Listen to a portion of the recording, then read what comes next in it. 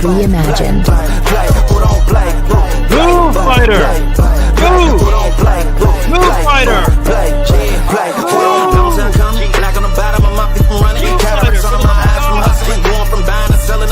Run up the business, God is my witness. Run up the sun up from under the sun, that we matching the limits. My mind running like Tom Cruise on an action movie. Moving the mission, they say that I'm tripping. I've been told I need a vacation, I'm finessing a visit. What is up, everybody? Welcome to DFS by the Numbers, and welcome to Stat Diggers for UFC Vegas 109. We have Anthony Hernandez going against fan of the show, Roman Delid.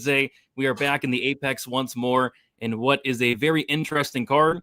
There's been a lot of juice lately, a lot of wide lines. I mean, Rafael Estevam was closed at minus 800. We saw Austin Bashi close at minus 1,000, and we have all big favorites this week. I think the closest line this week is like minus 200, minus 190 on Yasmin Lucindo. Other than that, we have minus 300 favorites, minus 400 favorites, minus 600 favorites. And that's about as wide as it goes as of today. But I think it's going to get even worse throughout the week. So very, very chalk heavy card. The parlay boys are still in town. Weezy, what is up? Are you looking forward to UFC Vegas 109?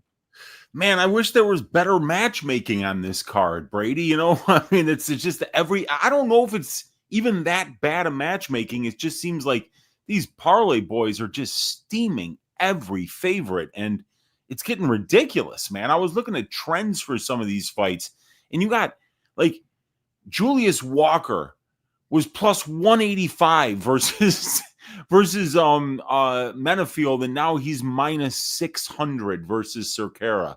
And you see trends like this, these pricing shifts that are going from huge underdog to huge favorite over one fight. So that's part of what we play into here as MMA bettors, is that short-term recency bias that moves these lines massively in this sport. It creates opportunities. But, you know, we're going to have some of these underdogs come through, but hopefully it's the ones that we pick to win, Brady, because they've been tricking us. These guys have been tricking us these last 3 weeks. Yeah. It's going to be hard to find dogs on this card, but we'll see if we can find some here. Before we get into it, if you guys could do us a favor, like the video, subscribe. We go live every Sunday, 10:15 p.m. Eastern time. We actually thought we'd do you guys a favor tonight and start a couple minutes early, just because we respect your time, and I'm sure a lot of people were waiting and all that stuff. So yeah, thank you all for hanging out. Should we do the recap first or hit up the chat first? Let's recap it first. Okay, let's do the recap first. Yeah. I'll kick us off here. So yeah, man, I made a couple mistakes last night. My goal last week was to keep it very light, but it ended up just adding a lot of late stuff that all really lost. I had some really, really strong, really good reads. And my problem last night was the fights I passed on, I nailed perfectly. I called Rodolfo Vieira to win his very first decision against Tresean Gore. I liked the over 1.5 as well. I didn't bet it. I was looking at Rinya Nakamura KO won at plus 1,000. I was looking at Vallejos by decision at plus 240, ended up passing. And then I added just a bunch of bullcrap. But the night kicked off for me with the Rafael Estevam Felipe Bunes fight. And I think we need to cut Rafael Estevam. I know he's 3-0 in the UFC, but the guy's a cheater. He cheated. He's missed weight twice now. He weighed in 5 pounds over the limit. Wasn't a great look. And not only did he go out there and miss weight, but he went out there and I didn't love that performance. He actually lost a round to Felipe Bunes. Felipe Bunes was completely gassed early round 2, and Rafael Estevam was content to just kind of lay on him, land a couple shots on the mat, and really didn't try to finish the fight at all. He had his back with a couple minutes left. It didn't even try to choke out Felipe Bunes, who's been choked out a couple times. So that definitely hurt me. I was on the fight ends by submission, and the only person that attempted submissions was Felipe Bunes. He attempted 2 of them. Rafael Estevam did not attempt any, which was very unfortunate. And then I also added the fight doesn't go to decision in a parlay after Estevam came in 5 pounds overweight, because I thought that'd be a massive advantage for him, but he couldn't take advantage of Felipe Bunes, and I start down the night 2 units. Next up, we have Austin Bashi, John Giannis. This was a really, really good bet here. I took the Bashi in the under 2.5 same game parlay plus 105 for 2 units. It's one of those spots where I feel like I should have just pounded that line, pounded the sub prop. The sub prop was plus money. It was one of those outcomes that just seemed so obvious that there's no way it didn't hit. And Bashi came through with flying colors, and that was a nice hit there. My worst, I had a couple bad bets last night. My worst bet of the night was Nick Klein. I was going to pass all week. Like, at a pick, I was like, I'm passing here. And then he got up to plus 140. I was like, oh, fine. But he looked really good for the first 2.5 minutes, but he surprisingly came into the fight with only 3 minutes of cardio and got knocked out by Andre Polyev in round 2. I said to myself before the week started that Polyev was the worst fighter on the roster, and I was wrong. The worst fighter on the roster is indeed Nick Klein. So that, although it was a 1-unit shot, it was an embarrassing loss, embarrassing bet. What else did I have? Oh, the next bet is Elijah Zaleski dos Santos, and I played him inside the distance, and then I didn't touch the money line, but money came in on Neil Magny, right?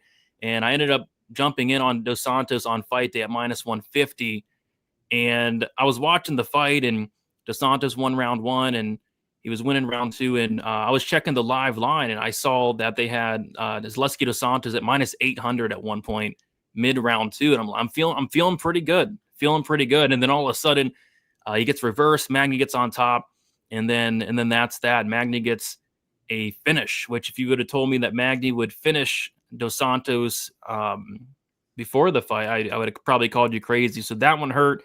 Wasn't expecting that. Neil Magny looked career best at 38 years old. Happy birthday, Neil Magny, by the way. Today's his birthday. I had the 2-3 prop for Ribovics. Didn't mind that bet. Had a lot of opportunities. Brenner just super tough, super durable. I had 2 units on Mateusz Rambecki, minus 200. Horrible bet, although I thought he could have potentially won. It was a horrible bet. Close fight, but Duncan did a lot of the damage. That elbow in the first round really affected Rambecki going the rest of the way. And I think Rambecki might have hurt his arm in that fight as well. Kind of was holding it awkwardly. But yeah, Chris Duncan gets it done 3 times in a row as an underdog. And then I closed the night on a really high note with Tatsuro Taira inside the distance at minus 105 for 2 units. And another spot where I feel like I should just win a lot heavier on that. Pretty easy win there for Tatsuro Taira. So yeah, the money line bets killed me. 0-3. Had some good reads, but had some also really bad reads and bad bets. I hated the Klein bet, and I hated the Rambecki bet. And I can't believe dos Santos death gassed and got finished by Neil Magny. I still can't believe that. But yeah, 3 event losing streak. Got to turn it around. Got to circle the wagons, and it all starts with UFC Vegas 109. Weezy, how did Vegas 108 go for you? Yeah, I actually won up to you, Brady. He lost 4.5 units. I lost 4.51 units. So I actually beat him by 100th of a unit. A race that nobody wants to win, losing that many units. And you know, I was good on my picks. I was 9-3 on my picks, and I had gotten 7 perfect picks. You know, like picking rounds and submissions or decisions, and everything that I bet went tits up. I mean, like, it was crazy, Brady. I think early in the card I was 6-2, and the only money line bets that I had made were the 2 losses in my 8 picks. It was Nick Klein, who brought 3 minutes worth of cardio to a 15-minute fight. Not good.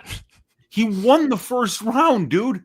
Like, and it wasn't like that first round had some crazy pace. He shot a takedown, got to his back, and then sat there for 3 minutes and got tired.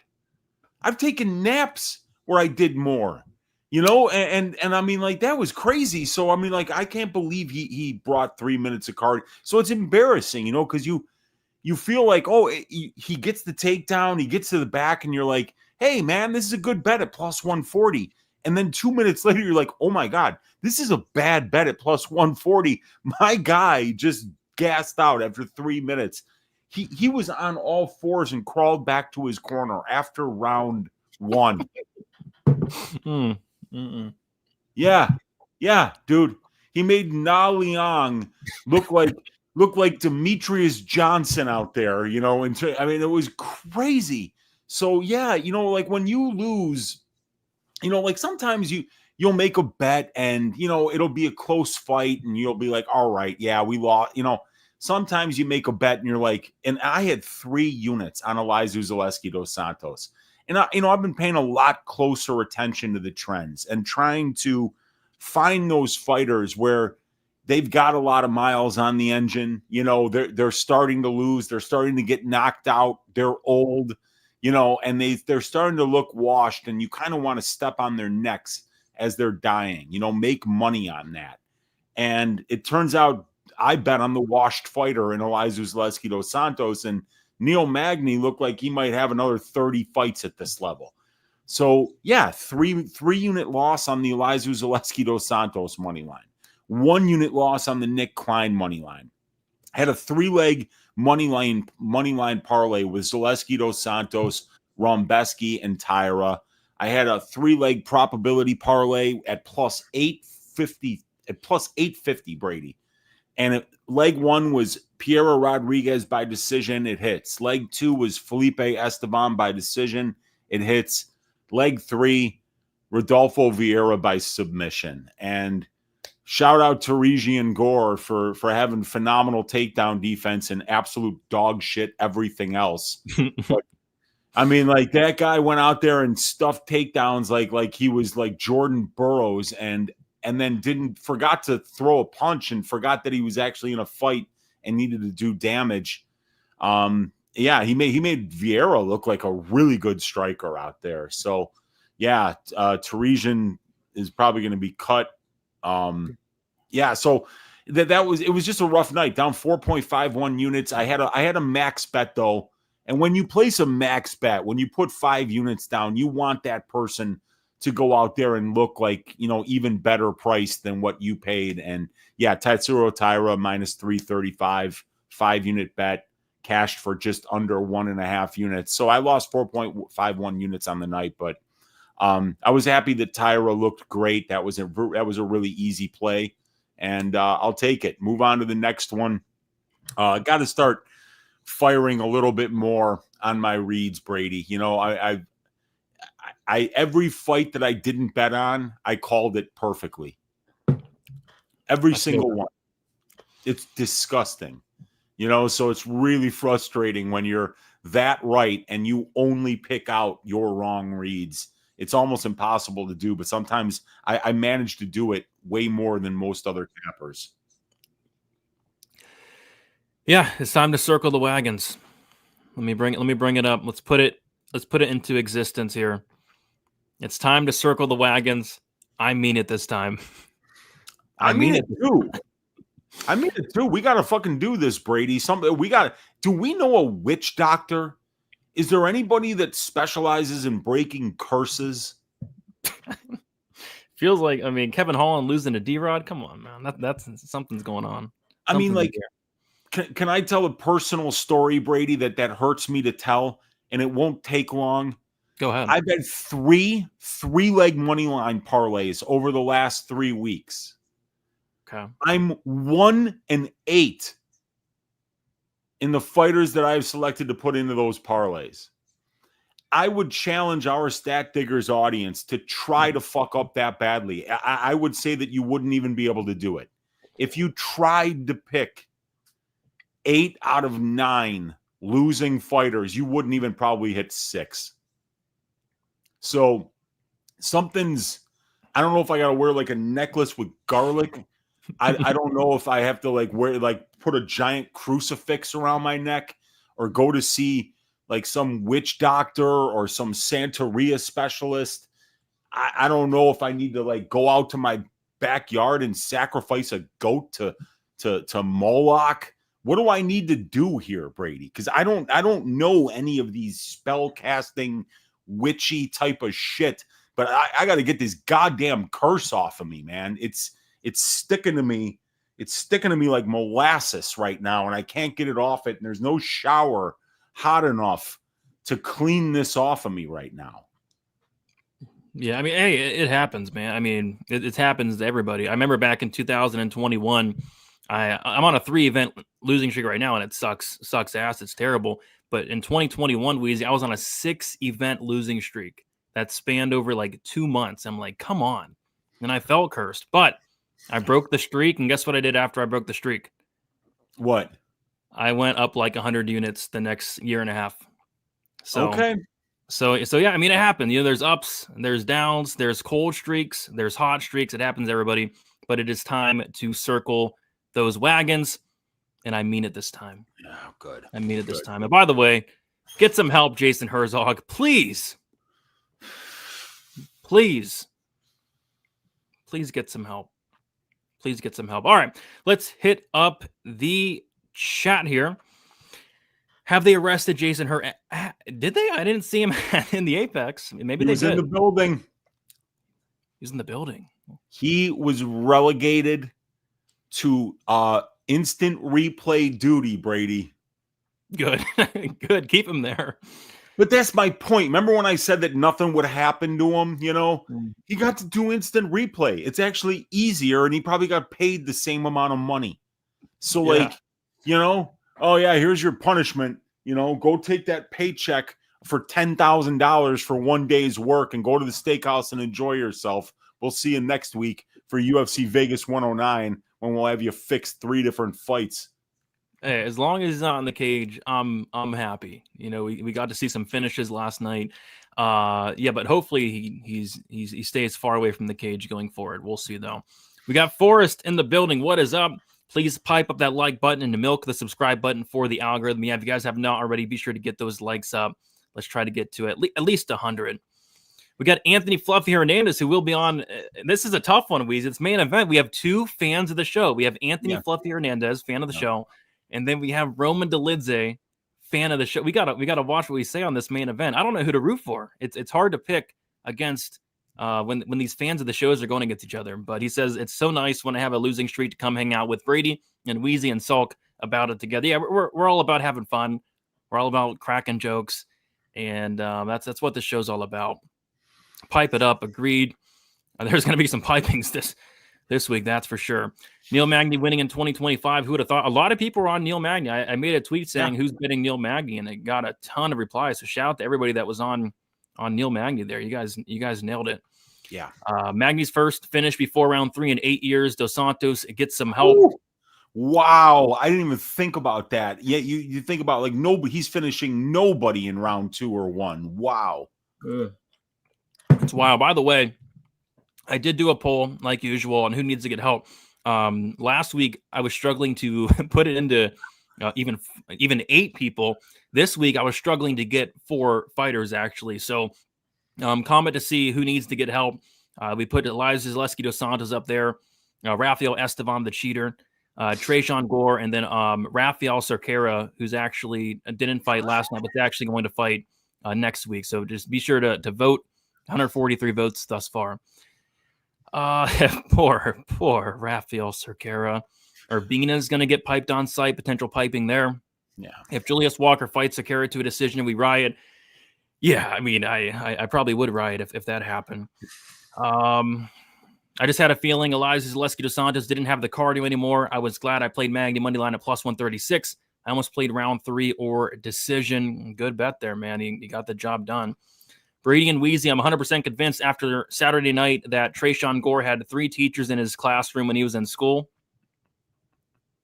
What does that mean?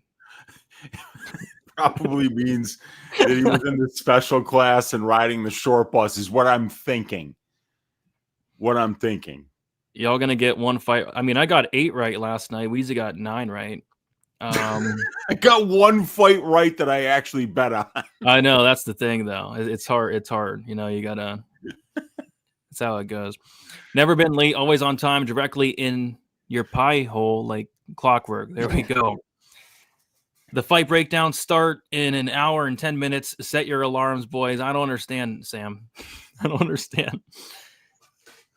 We're not going to, I mean, last week we went long with the recap. The recap's not going to be that long this week.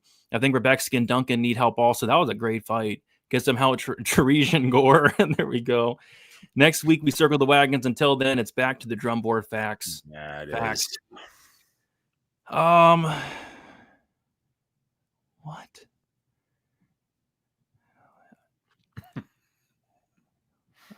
We got Tony C with the 499 saying, in honor of Priscila Cachoeira fight week, punched in the head, punch in the head, zombie. I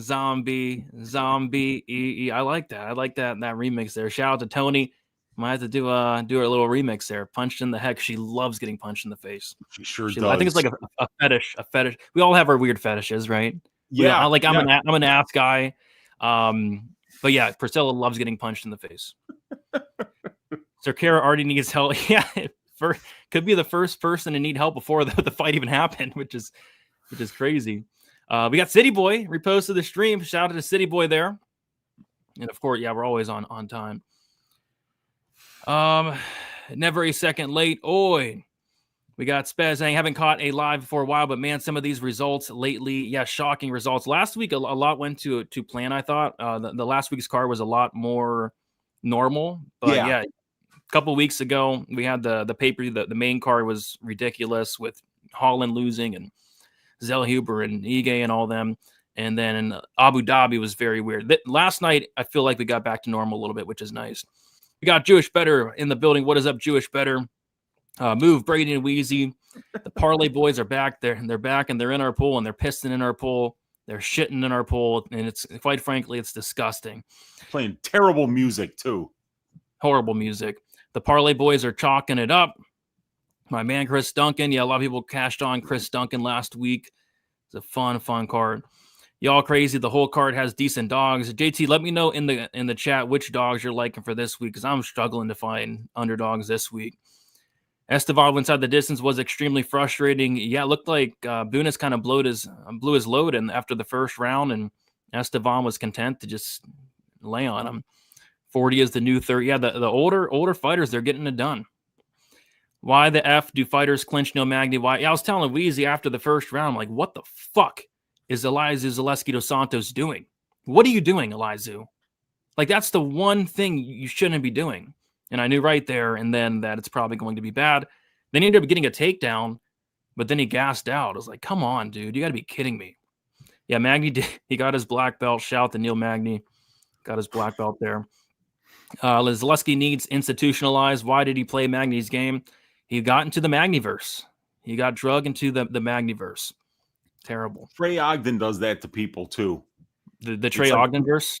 Yeah, dude. It's like he like drags people into these low volume striking matches, and it's like, wait, this guy doesn't have power. March him down and knock him out. No, don't play a range kickboxing match with him, you know. And yeah, I saw Zaleski kind of getting sucked into that world of a clinch battle there, but Zaleski's very good in the clinch too. And actually in the first round there, I think that Zaleski was winning those clinch exchanges, but he definitely slowed down, man.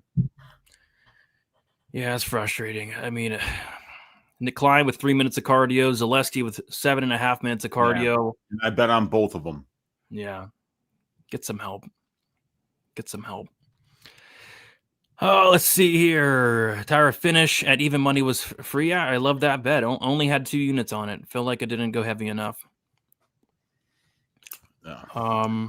Let's see. I thought Duncan lost, and I scored it for Duncan, but I thought it was a lot closer than the scorecards indicated. One judge had it 30-27 Duncan. Daz got some Duncan t-shirts. There you go. Let's see. Clint had a winning night last week. Shout to our guy Clint. He kept it. He did the right thing. He did the right thing. He had 2 bets. And he had Bashy inside the distance and hammered it. And that's how you do it, man. What else we got here? Grab an ice cream sandwich and pull up a chair. Do it. Oh, yeah. We got Muhammad. Like the stream, gents. Agreed. Weezy just got to the steakhouse and just go to the steakhouse and ask what Herzog, what to bet. Yeah, actually, I think it's a better place to find him at the snuff film festivals, and then you just sit next to him and be like, "All right, dude, who's the next fighter to die? I know you know." Oh, he knows. Hopefully, he's not refereeing the Cerqueira fight. Oh my gosh, Barry McCockner, you're wrong, Weezy. I can pick 9 out of 9 incorrectly. Now, who looks like an idiot?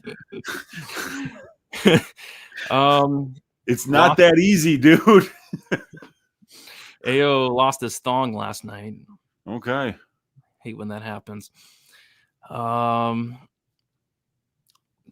Gore blocked me on Instagram for commenting, "It's okay when a fighter I bet on loses. I just want them to try."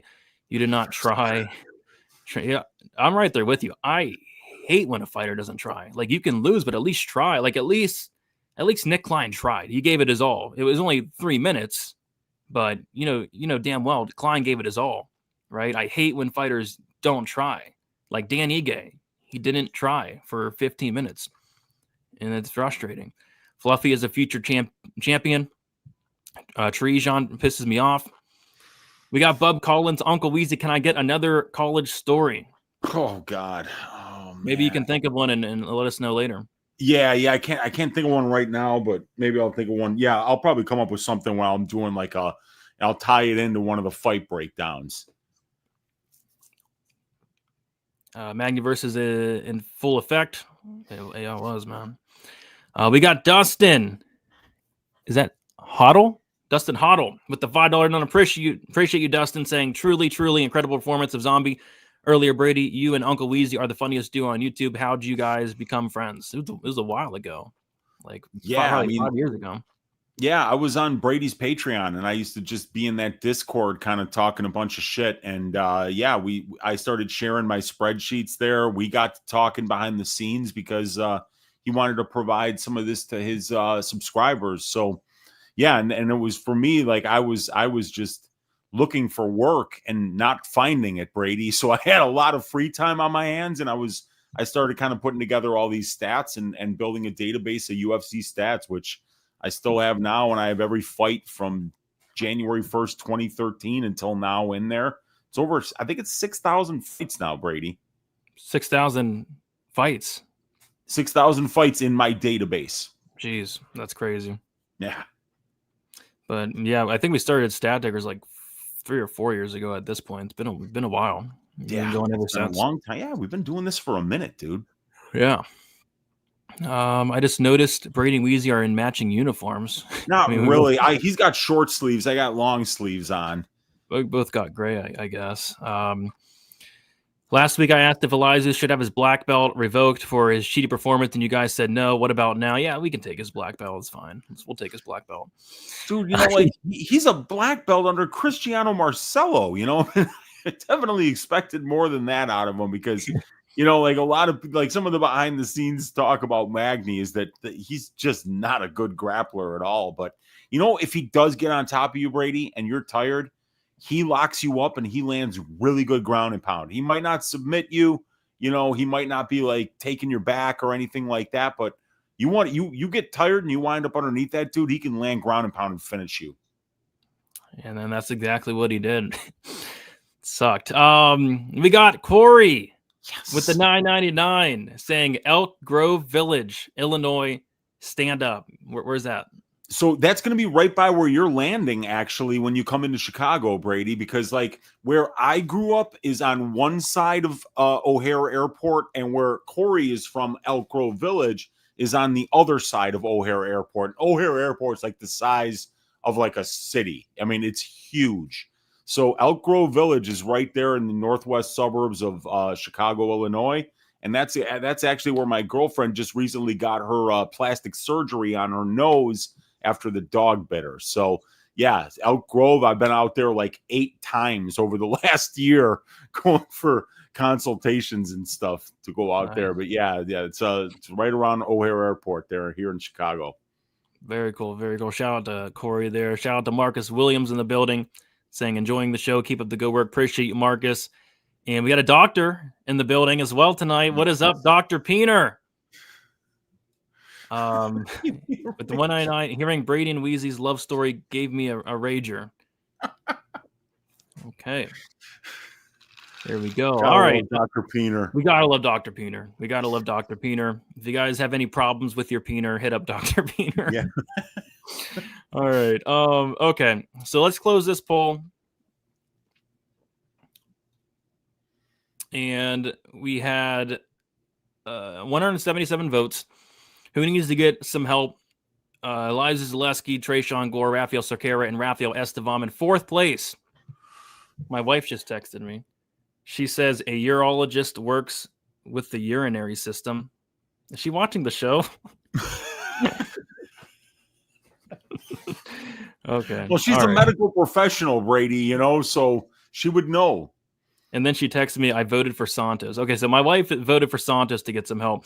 But the viewers voted for Rafael Estevam at 5%. 5% for the cheater. That's very interesting. Rafael won. That's why. It's probably because he won. Yeah, fair. Rafael Cerqueira, 14%. 36% for Chirizian Gore. And then in first place, the person that needs to get some help is Elizu Zaleski dos Santos at 43%. So Elizu Zaleski dos Santos, get some help. Last week we had the milking of the week. And the milking of the week was Rafael Estevam to bring out a pail, wear a straw hat, drop to his hands and knees, and go to work and milk Felipe Bunis for all the milk he has, milk everywhere. And I'd say it wasn't milking. Did he get the finish? No. But did he milk Bunis? Did he tire him out? Did he get on top? Did he take his back? Did he land some ground and pound? Yes. That's a solid milking. Would like to get that sub in there. Would like to get that late TKO, but solid milking nonetheless. The on-site piping of the week was Kevin Vallejos to pipe Danny Silva on-site. Not really a piping. Yeah. Not a piping. Back and forth war. I thought he clearly won the fight. I think two judges had it 30-27, maybe 129-28 mixed in there, but got the job done, got the win, but he did not pipe Danny Silva. I think Danny Silva's unpipeable. The chin on Danny Silva is absolutely ridiculous. What was the Stat Diggers parlay of the week last week? I know we had the Vieira money line as one leg. The other leg was... I think it was an over in one of the fights, wasn't it? Was it an over in the Ribovic fight, maybe? The Ribovic? I think it might have been. Yeah, I think that might have been it because, we were talking about how durable both of those guys were. Yeah. Shit, I can't remember what it was. I'm pretty sure it was it, but I'm pretty sure that the parlay hit, the piping hit, kinda, and then the milking hit. So yeah, pretty good on those. So yeah, looking forward to getting into this week UFC Vegas 109. Before we do, we got to shout out our sponsors. The first sponsor is going to be our guy Avery. Shout out to Avery for sponsoring the show. If it wasn't for Avery, Weezy, we wouldn't be here. I know. We wouldn't be here. We would not be here if it wasn't for Avery. So we got to say a big, giant thank you for Avery for sponsoring the show, keeping it alive, keeping it rolling. Guys, go give him a follow, MMA_Very on X. Check him out. Great guy, and he's going to be in Chicago with me and Weezy in about a week, and we're going to get some pizza. We're going to get some steak, and we're going to have a fun time. So shout out to Avery. Thank you for sponsoring the show. We got a new sponsor for the show, and like I said, guys, whoever wants to sponsor the show, just hit me up. We're looking for sponsors. We'll shout out your shit. And believe it or not, my wife is actually sponsoring this show, Weezy. She made a website. She has an online store. She's been selling stuff for a while now. And it's none other than herbalmakings.com, my wife's new online store. She wanted to sponsor the show. So I said, okay, I'll let you sponsor the show. And, starting a new business, it's tough. So I figured I'd help her out and show some love.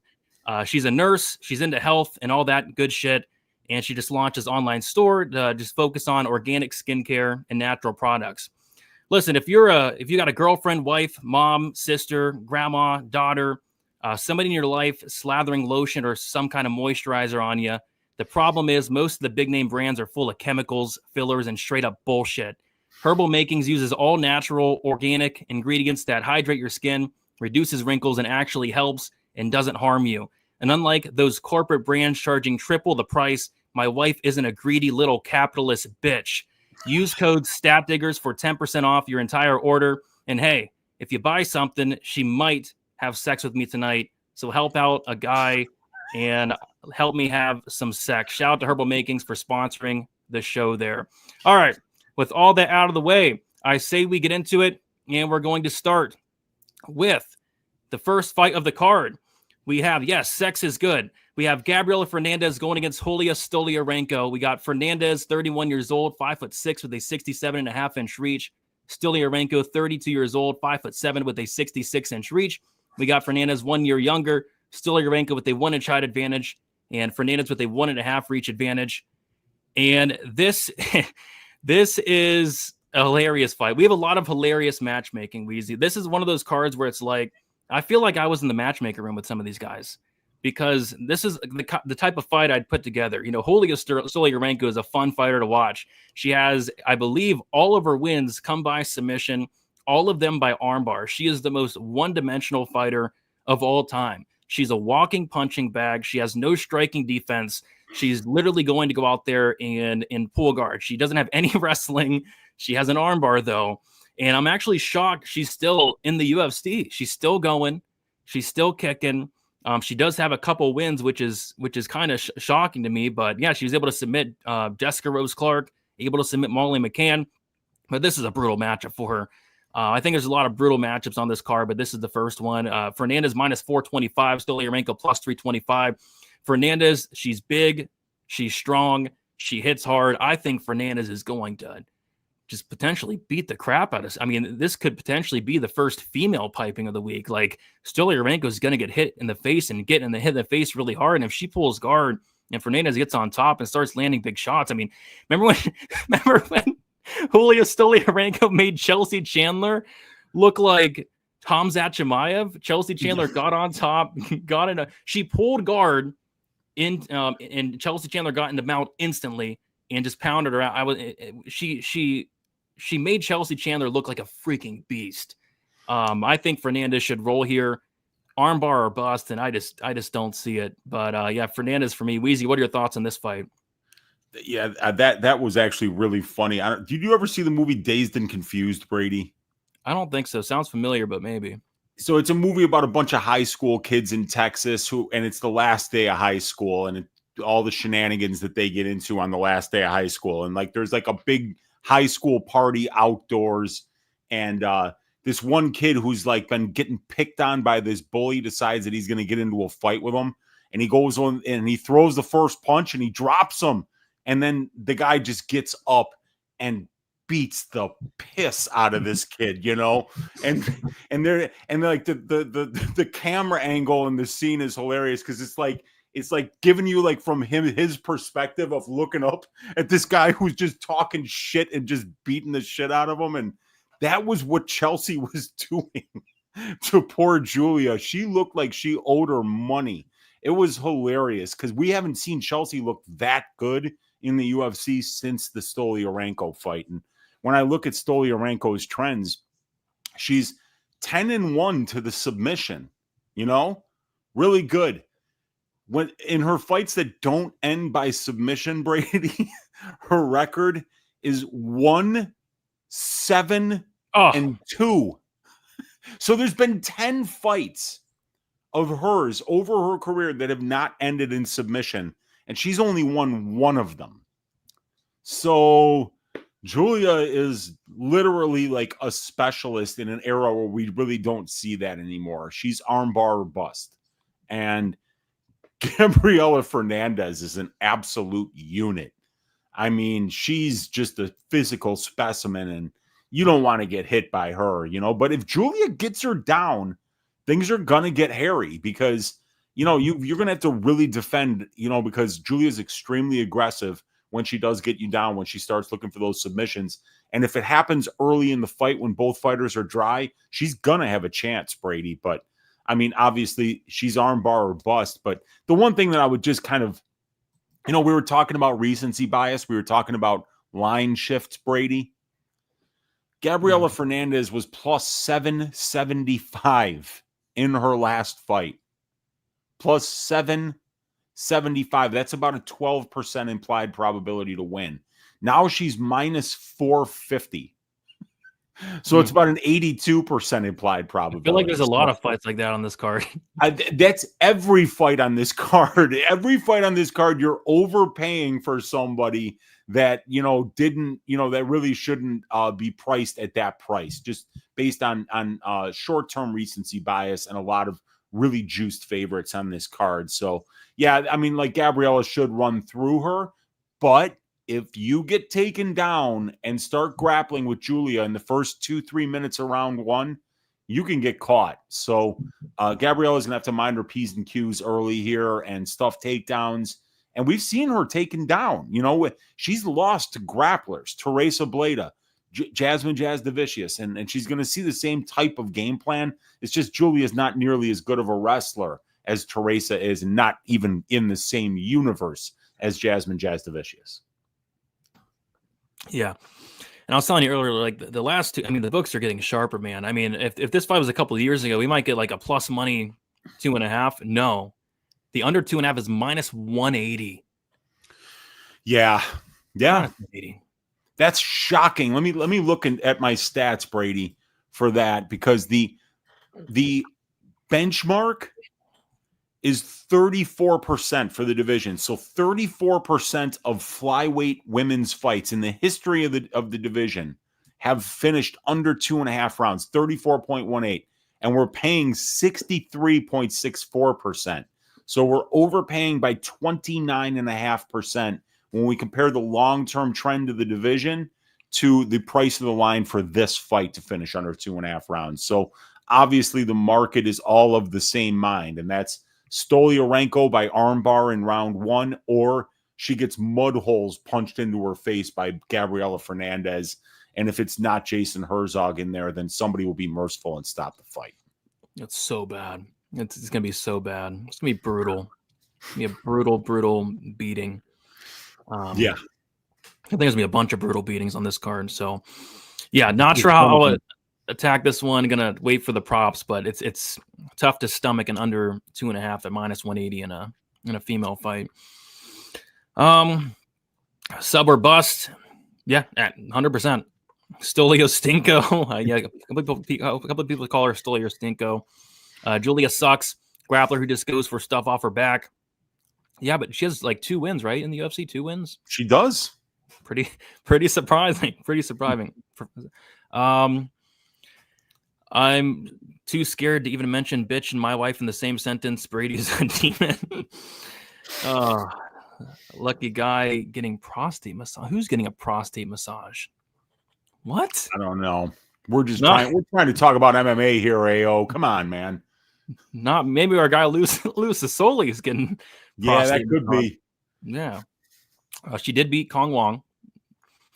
Yeah, Herzog almost let Stoliarenko take Molly's arm home. Yeah, wouldn't shock me if he did. Brady, we should get a zombie song performance maybe later.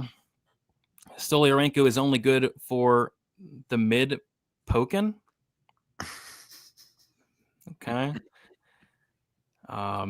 Fernandez needs to just get out of the guard. Why give her a chance? It's her only way of losing. Yeah, I'm sure she knows that. I mean, all you have to do is watch maybe one fight of Stoliarenko and know what she wants to do. We got Dr. Peener saying he also sells a lotion I made called 5 Skin Butter. What's better than a smooth foreskin? You guessed it, Gooners. 5 Skin by Dr. P. Yeah, Dr. P. If you want to sponsor the show, hit me up. The show, we'll shout out 5 Skin by Dr. P. Yeah, we'll shout out pretty much everything. Wow, the best ad reader. Yeah, she makes the product. She spends a lot of time making the products and stuff, and I'm the ad guy. I came up with the ad myself. Hey, Prish, now I get to have sex. Sex. Let's go. Always good to have some sex. Let's see here. Blada is huge for the weight class. I want to see her fight again. She was supposed to fight a little recently, but I think she got hurt or something. No, he did not ref a fight this week, and hopefully he stays far away from the cage. I like the over 2.5. Yeah, I mean, I get it. I mean, you're getting a good price on a flyweight fight, but Stoliarenko just blocks punches with their face is the only problem. Let's see here. Okay, there we go. Heck yeah. All right, let's keep moving on to the next fight, Weezy. We're going to go to Uros Medic going against Gilbert Urbina. We got Medic, 32 years old, 6'1" with a 71-inch reach. Urbina, 29 years old, 6'3" with a 75-inch reach. We got Urbina, 3 years younger, 2-inch height advantage and a 4-inch reach advantage. Medic is 3-2 in his last 5 fights. Knockout win against Omar Morales. Knockout win against Matthew Semmelsberger. Submission loss to My Titty Back Oral Boy. A knockout win against Tim Means, and then a knockout loss to Punahele Soriano. As far as Urbina, he is 2-3 in his last 5 fights. He made his debut against Brian Battle, lost that fight by second round sub. He knocked out Orion Kosi in the second round and then got knocked out by Charles Radke in round 1. So we talked about a potential piping in the first fight with Gabriela Fernandez. I think she could potentially be the first women piper. But I think another option for piping is this fight here. It's Uros Medic, who's now minus 450. This line is getting pounded, Weezy. I taped this fight earlier last week, and he was sitting around like minus 300, around there, and now he's minus 450. Money's pouring in on Uros Medic, and I think a lot of it has to do with the fact that Gilbert Urbina blocks punches with his face. He's very chinny. I went back and watched the Trayshawn Gore fight, Weezy, in the Tough House. Trayshawn Gore was dropping this dude with a jab. Trayshawn Gore dropped him like 4 or 5 times. Like, what is going on? What's going on, Gilbert Urbina? I just don't think he's that great. He looked really good against Orion Kosi, but that was Orion Kosi's retirement fight. I think he hung up the gloves after that fight. So, yeah, Uros Medic, as long as he can keep this fight upright, and he's going to have a significant advantage on the feet. So the only outcome I really imagine just is Medic landing a big shot on the chinny face of Gilbert Urbina. So I like Medic here, but the parlay boys, they're in the pool.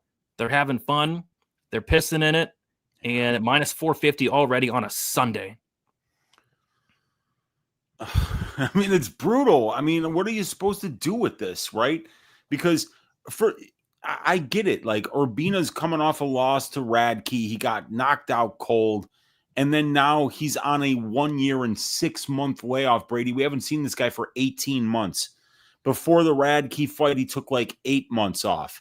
Before the Kosi fight, he took like another 1.5 year break between the Brian Battle and the Orion Kosi fight. And then even before that, he took off almost 2 years between the Trevino fight and the Battle fight. And then he fought Sean Brady in 2018. That was 5 fights ago. This guy he's not even a fighter. He's got to have a day job. Otherwise he's starving and destitute, because there's no way you can make a living showing up for work once every 18 months. So I don't even know if Gilbert Urbina's training. He's on the roster. They're going to pay him to show up, but it's hard to picture him showing up and doing anything except for getting his ass shaved. I mean, what's he going to do here? Medic is obviously a little more committed to MMA right now. He's actually fighting. He actually shows up and does what he's contractually obligated to do. But, Uros Medic just dropped the ball as a minus 220 favorite in his last fight, got slept in the first round, and now he's even a bigger favorite this time around. So this is probably one of the easiest stayaways on the card for me, because Uros Medic has never even seen the scorecards, Brady, in his entire career. So what happens if he doesn't knock out Urbina? What happens if Urbina actually gets takedowns or something like that and wins this fight? I don't know, man. This is one of those ones where this line is not about Uros Medic being minus 600. It's about betting against a guy in Gilbert Urbina who's clearly not committed to the sport. He clearly is a very inactive fighter who just doesn't do this. So you got to practice something to do it well. And when you don't show up to fight, you're probably going to get your ass kicked when you do get in there, just like he did when he showed up for the Charles Radke fight 18 months ago. Yep, I envision another ass kicking here. Medic opened up minus 210. He's minus 450. Urbina opened up plus 180. He's currently plus 350. Parlay boys are in town. The under 1.5 opened up at plus 100, and it's now minus 155. Jeez. Oh, gosh. These lines are sharp, because I think the under hits, but it's like minus 155. You can't. I think it hits, but I don't know if minus 155 on an under. It's not a McKinney fight. This is not Terrence McKinney, so I don't know. Brady, I'm eating pancakes with my mom. Can you not talk about sex, please? Yeah, I'll cut it with the. I like this Medic via flying heel hook. I could see it. Medic KO early. I feel like Medic should have an easy win.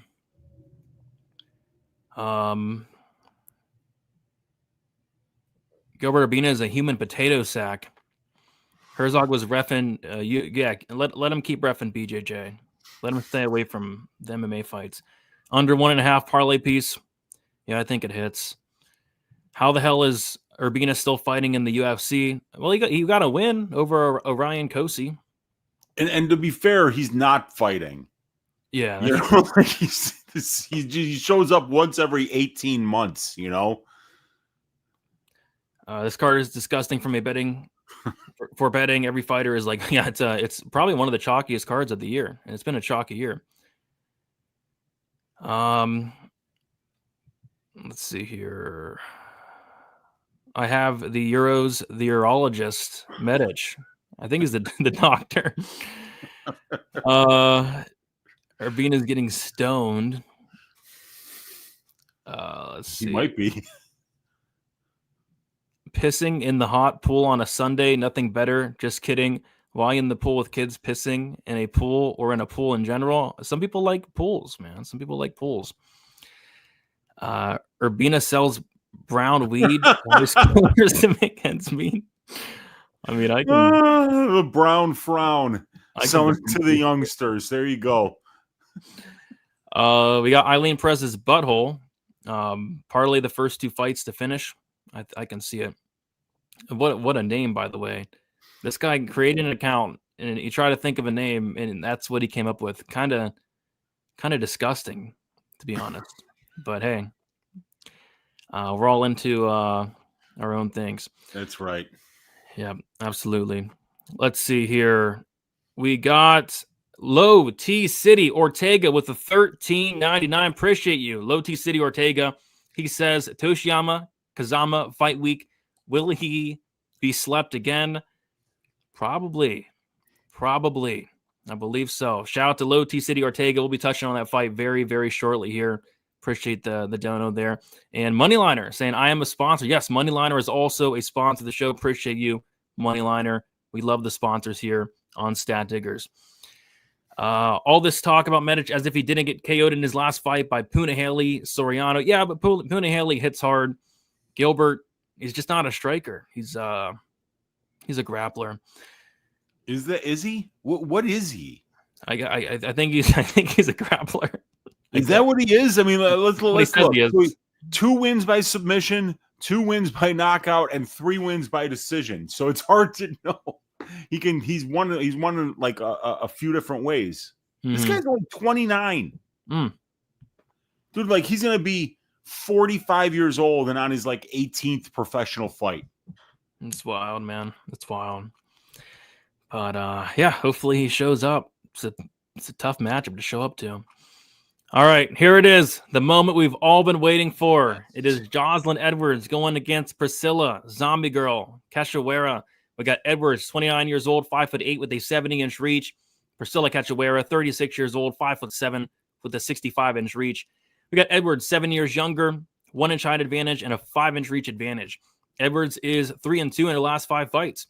A decision win against Lucy Pudilova, a decision loss against Nora Cornhole, a decision loss to Eileen Perez, a submission win against Tamaris Vidal, and then a knockout win against Chelsea Chandler. As far as Priscila Cachoeira, she is 3-2 in her last 5 fights.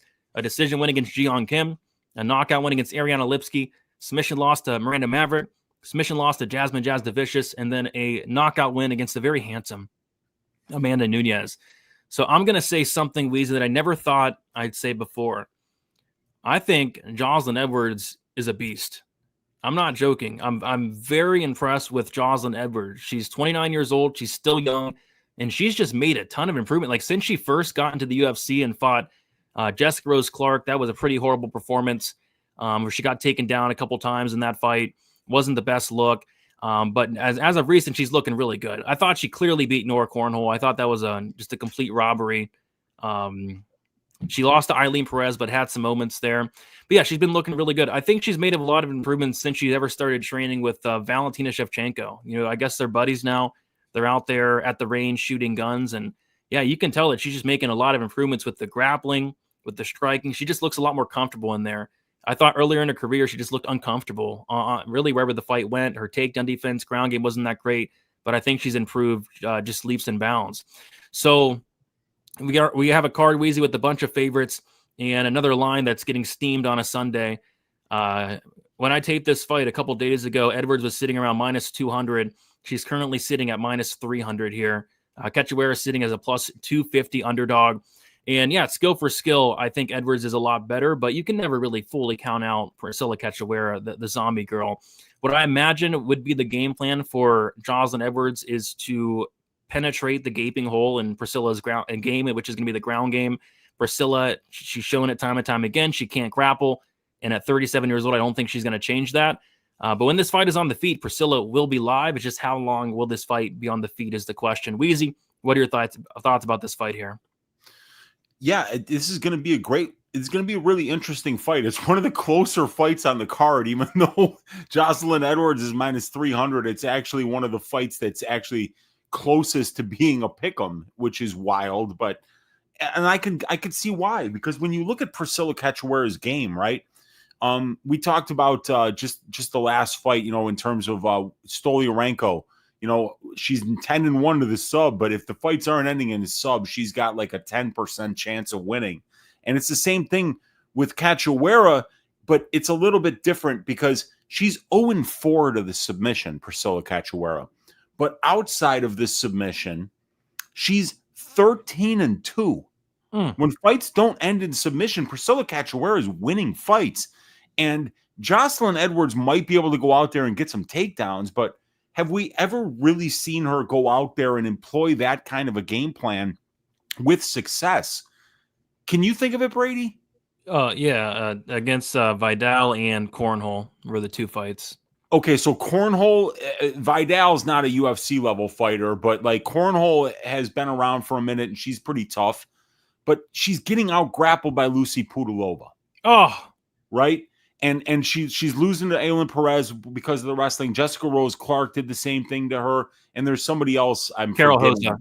Yes, took her down. Carol Hosa definitely took her down a lot. So those four losses, all four of those losses for Jocelyn Edwards are as a result of somebody out grappling her. And for Cachoeira, the 6 losses on her UFC record, 4 of them are by submission, and 2 of them are by decision.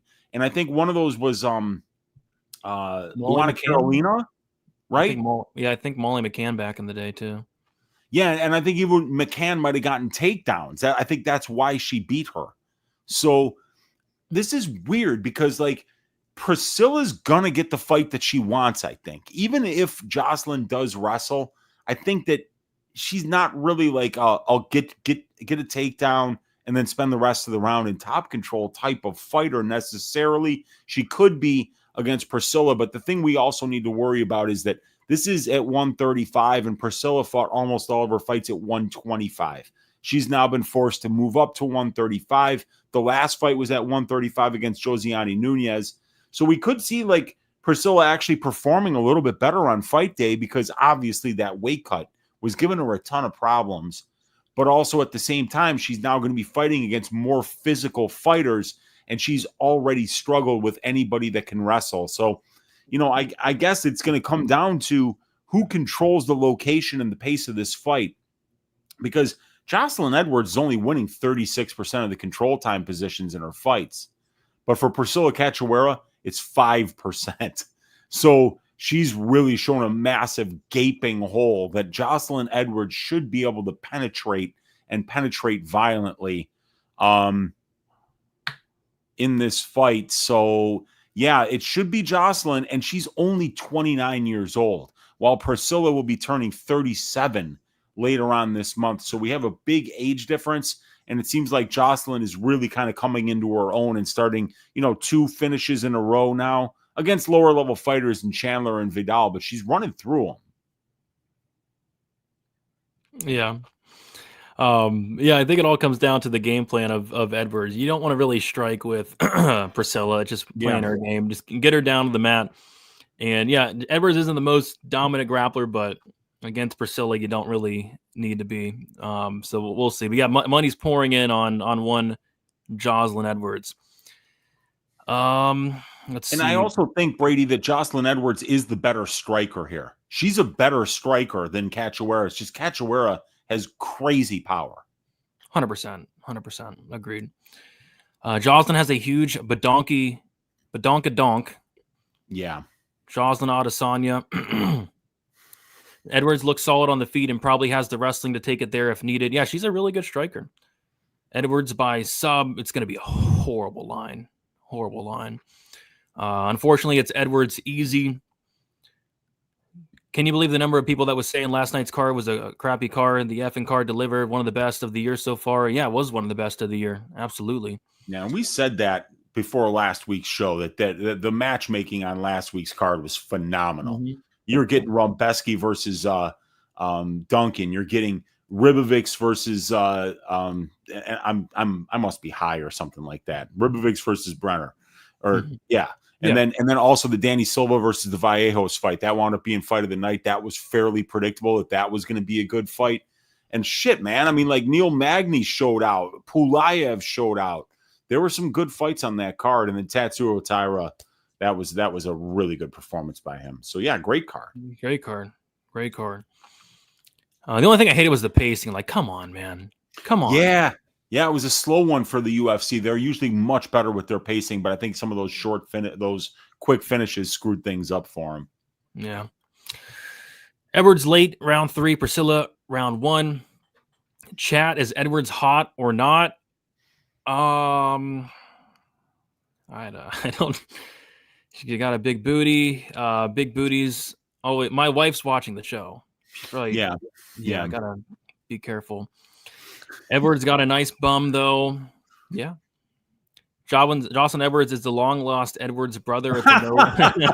It's a no from me. Yeah, if she shows up fighting like Leon Edwards, then we have a big problem at -300.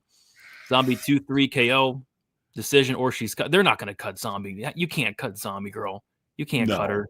No. She's one of the most exciting fighters in the female divisions. I mean, it's crazy. Priscila is so live. She has a lot of power. Brady, no, I don't have a crush on Edwards. Zombie girl might get wrestled after, and that's the concern. That's definitely the concern.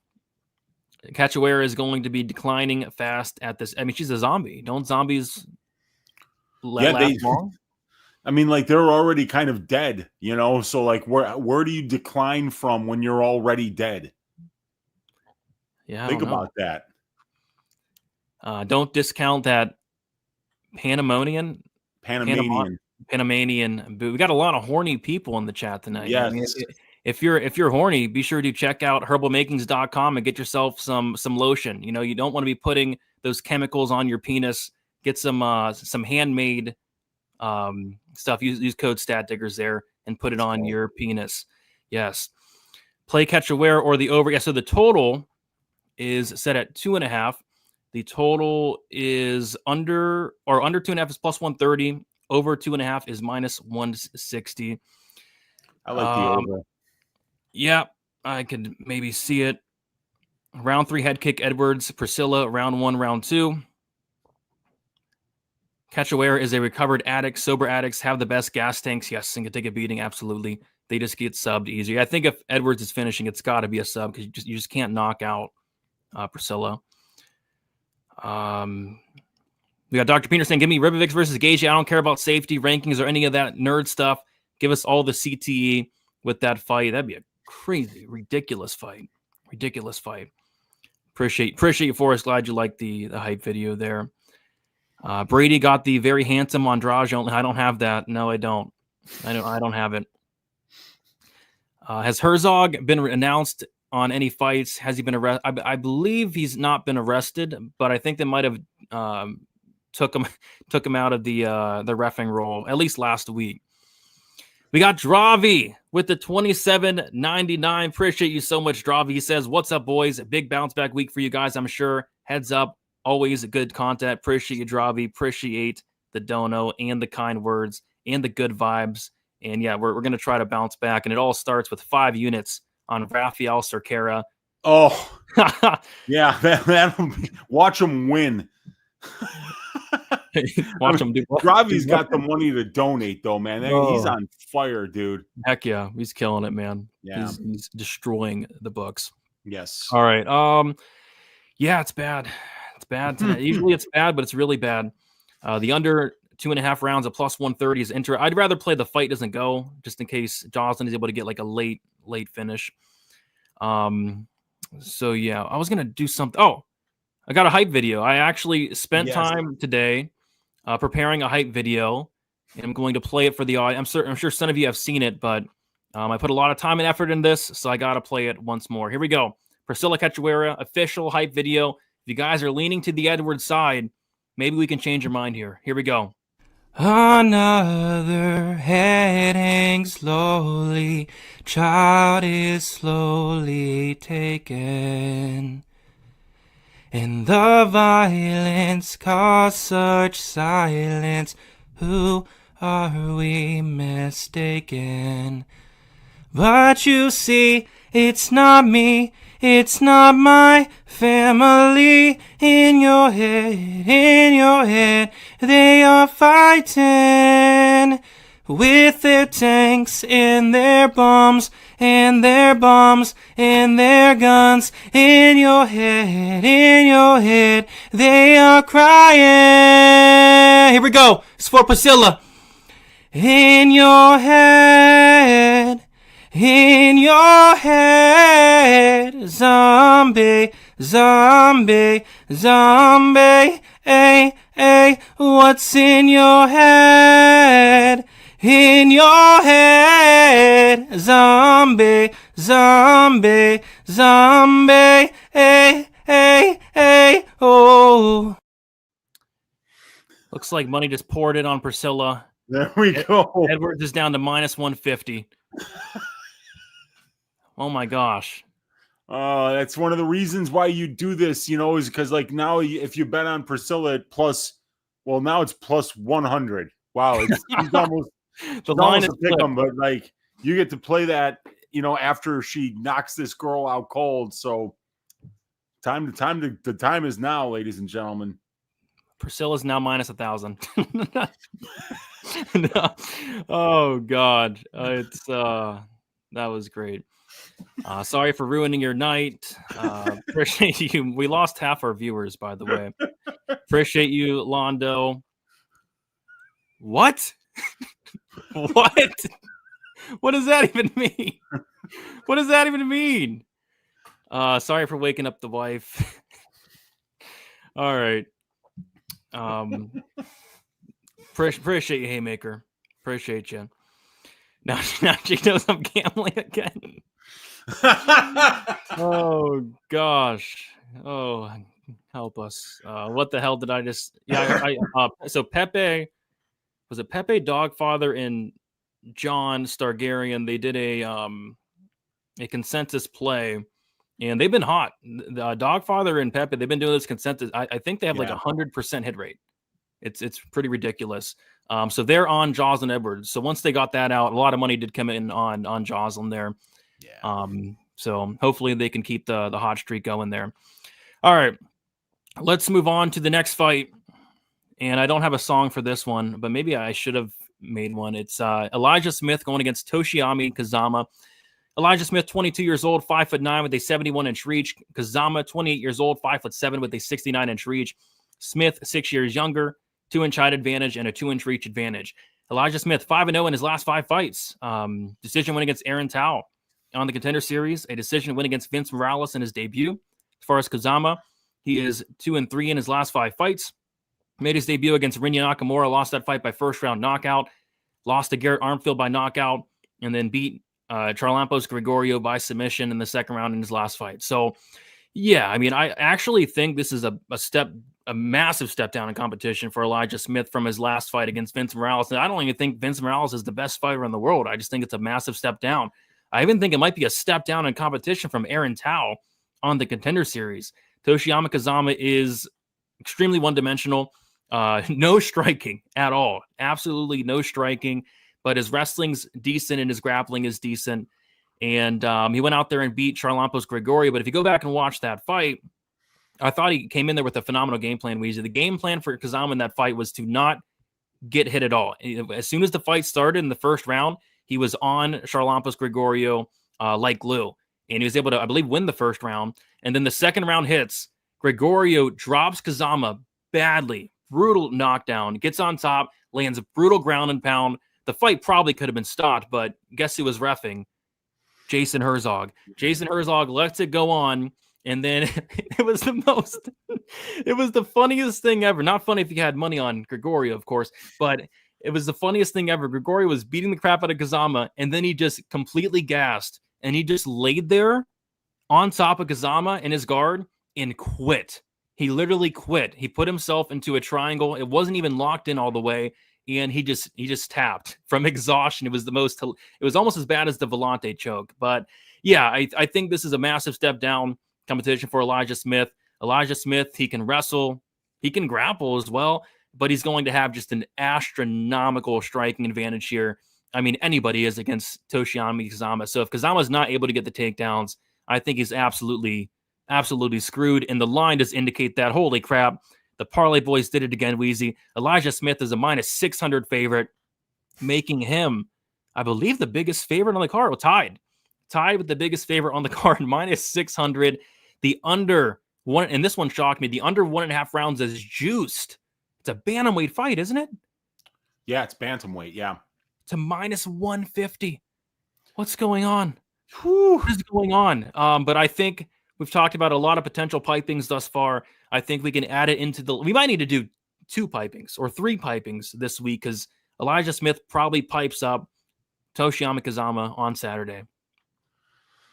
Yeah, I mean, obviously this is a fairly one-sided fight, but I mean, like, these are the kind of spots where that they're betting against Kazama. They're not betting on Smith here, and I hate doing that. I hate just saying, oh, this guy sucks, he doesn't deserve to. Shit, that's why I bet against Magny last week. I really did think that he was completely done for, and sometimes that's lazy capping when you do that. And Elijah obviously at 8-1, but this guy he's been only professional for less than 3 years.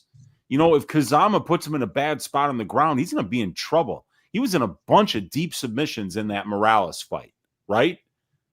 Yeah, he was. Like, I don't know how many he got attempted against him. Let's see. I think 3, but I think them 3 only total submission attempts. Yeah, from Vince Morales. And they spent a lot of time on the ground. So, Kazama might be able to lock something up, but obviously Elijah's a much better prospect. The guy's a natural athlete. He comes from a fighting family. He's got power. He's got explosiveness. And he showed that he could wrestle a little bit, even though he doesn't really have like a high school wrestling background. Sometimes that's better, because then you just learn how to wrestle for MMA, and you never really counted on any of the things in freestyle wrestling that have nothing to do with MMA. For instance, no cage, no shoes, and no headgear, any of the things that change how you would use wrestling in a cage rather than on the mat. That kind of surprised me that he doesn't have a wrestling back, because he's wrestling a lot in his regional scene fights. Yeah, he's a football player. He didn't wrestle. Nice. He didn't wrestle growing up, and you'd think with a dad that was a mixed martial artist, Gilbert Smith was, I don't know if he was actually in the UFC, but he was in the Ultimate Fighter House twice, and he fought on high-level regional scene fights all over the country. So, yeah, I mean, like, the guy, but he did not wrestle growing up. So he doesn't have that background. But it's not necessarily the worst thing. If you have the athleticism and you're drilling that stuff in the gym, you'll get all the best parts of freestyle wrestling that are actually going to translate to MMA. And it's clear that it's working for him, because Vince wasn't able to just take him down and rinse him on the mat. And Vince is a better wrestler than Kazama is. So, yeah, I mean, like, this should be Elijah Smith, but it's minus 600. So it's like, I don't know what we're going to do here. Yeah, and it's like, I was maybe looking. I wrote down when I taped the fights, I wrote down like potential plays, and I wrote down under 2.5. But not only did they not put a 2.5, they set it at 1.5. And not only that, the 1.5 is minus 150. Give me a break. That's crazy. At minus 150, I mean, like, less than 30% of bantamweight fights finish under 1.5 rounds, and they're putting a 60% price tag on that. So. Yeah, I mean, I don't know if Elijah Smith is a finisher at this level. I mean, Kazama can finish you just because he's got a slick submission game, but I don't know if Smith does. But, Kazama's been knocked out so many times. I think 4 times as a professional, maybe. It's maybe so bad. 3. Yeah. Yeah. So the guy's chinny, and I mean, like, frankly, if it wasn't Herzog in there, Gregoriou might have knocked him out too. So, yeah, this is probably going to be Elijah Smith. There's a reason why the line is this wide. Another wide line. Yeah. We got Aussie Fight Fan. What's up, Aussie? Saying Mrs. heard you singing and threw her panties at the TV. Thanks for the assist, Brady. Hey, man, I got you, man. That's what we do here. Brady, you sing better than you break down fights. Appreciate that, Art. Appreciate that. Herzog. Brady, please sing at my funeral when I descend to the skeletal Orman with coins on my eyes for passage. I want to hear your rendition of the Cranberries classic echoing through the dirt. I got you, Dr. Peener. Anything for Dr. Peener. Appreciate you. Kazama should switch to the women's division. I could, do it. Why not? Why not? Gregorio was so ass in that fight, looking for the door after he couldn't kill, because it was actually hilarious. He quit. It was one of the biggest quit jobs I've ever seen. Disagree, Weezy. Smith is a good prospect. Young kid, showed a lot of grit against Morales. Yeah, I bet on Morales there, and I was impressed with Smith. No, he's good, but he's only 20. He's not even 23 years old yet, and he has not been fighting as a professional. He's been fighting as a professional for less than 3 years, so he's still got a lot of growing to do. But he's 1-0 in the UFC. You know, I mean, he's off to a great start, and there's nowhere to go but up. So I don't think he's a bad fighter by any stretch of the imagination, and the market agrees. Minus 600. Yeah, one thing I didn't like about Smith is he has had cardio issues in the past. He's fixed those. Cardio. It looked a lot better. So that's good. The over is going to hit, and Smith is going to get a new boat. Yeah, why not?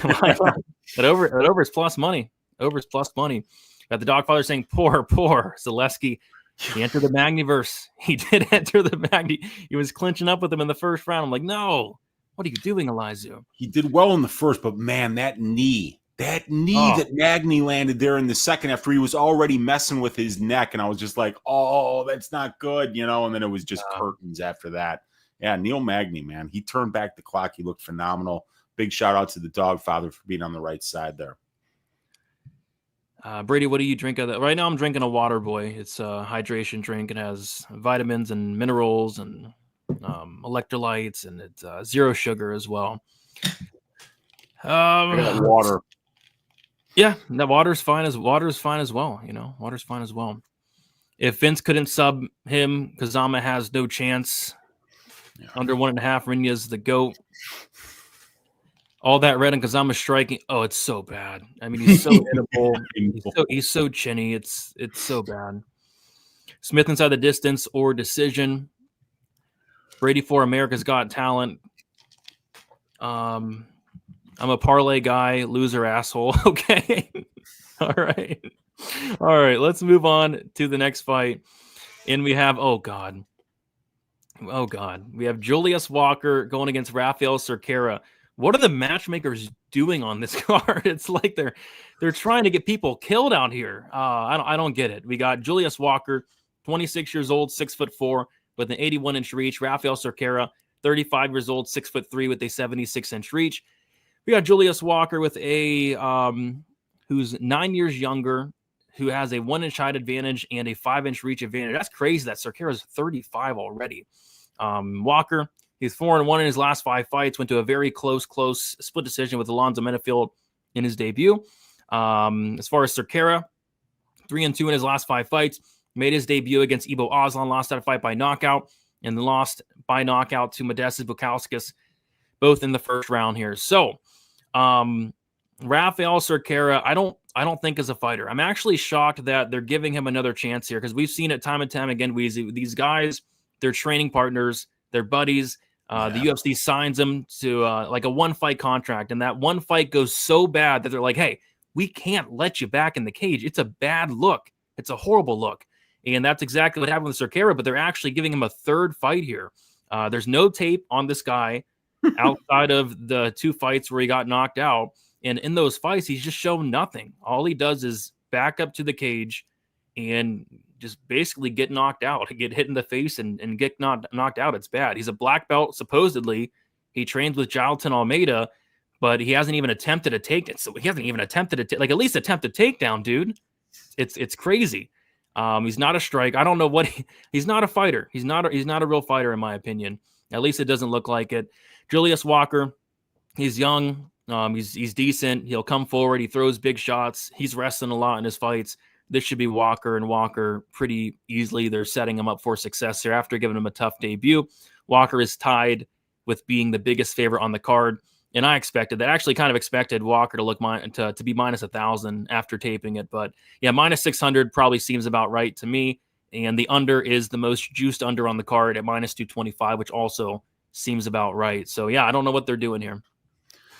Well, I mean, he actually did shoot a takedown, Brady. Cerqueira shot a takedown after he came to, after being knocked out by Modestas Bukauskas, but the fight was already over. And I mean, I could tell you what the matchmakers are doing here.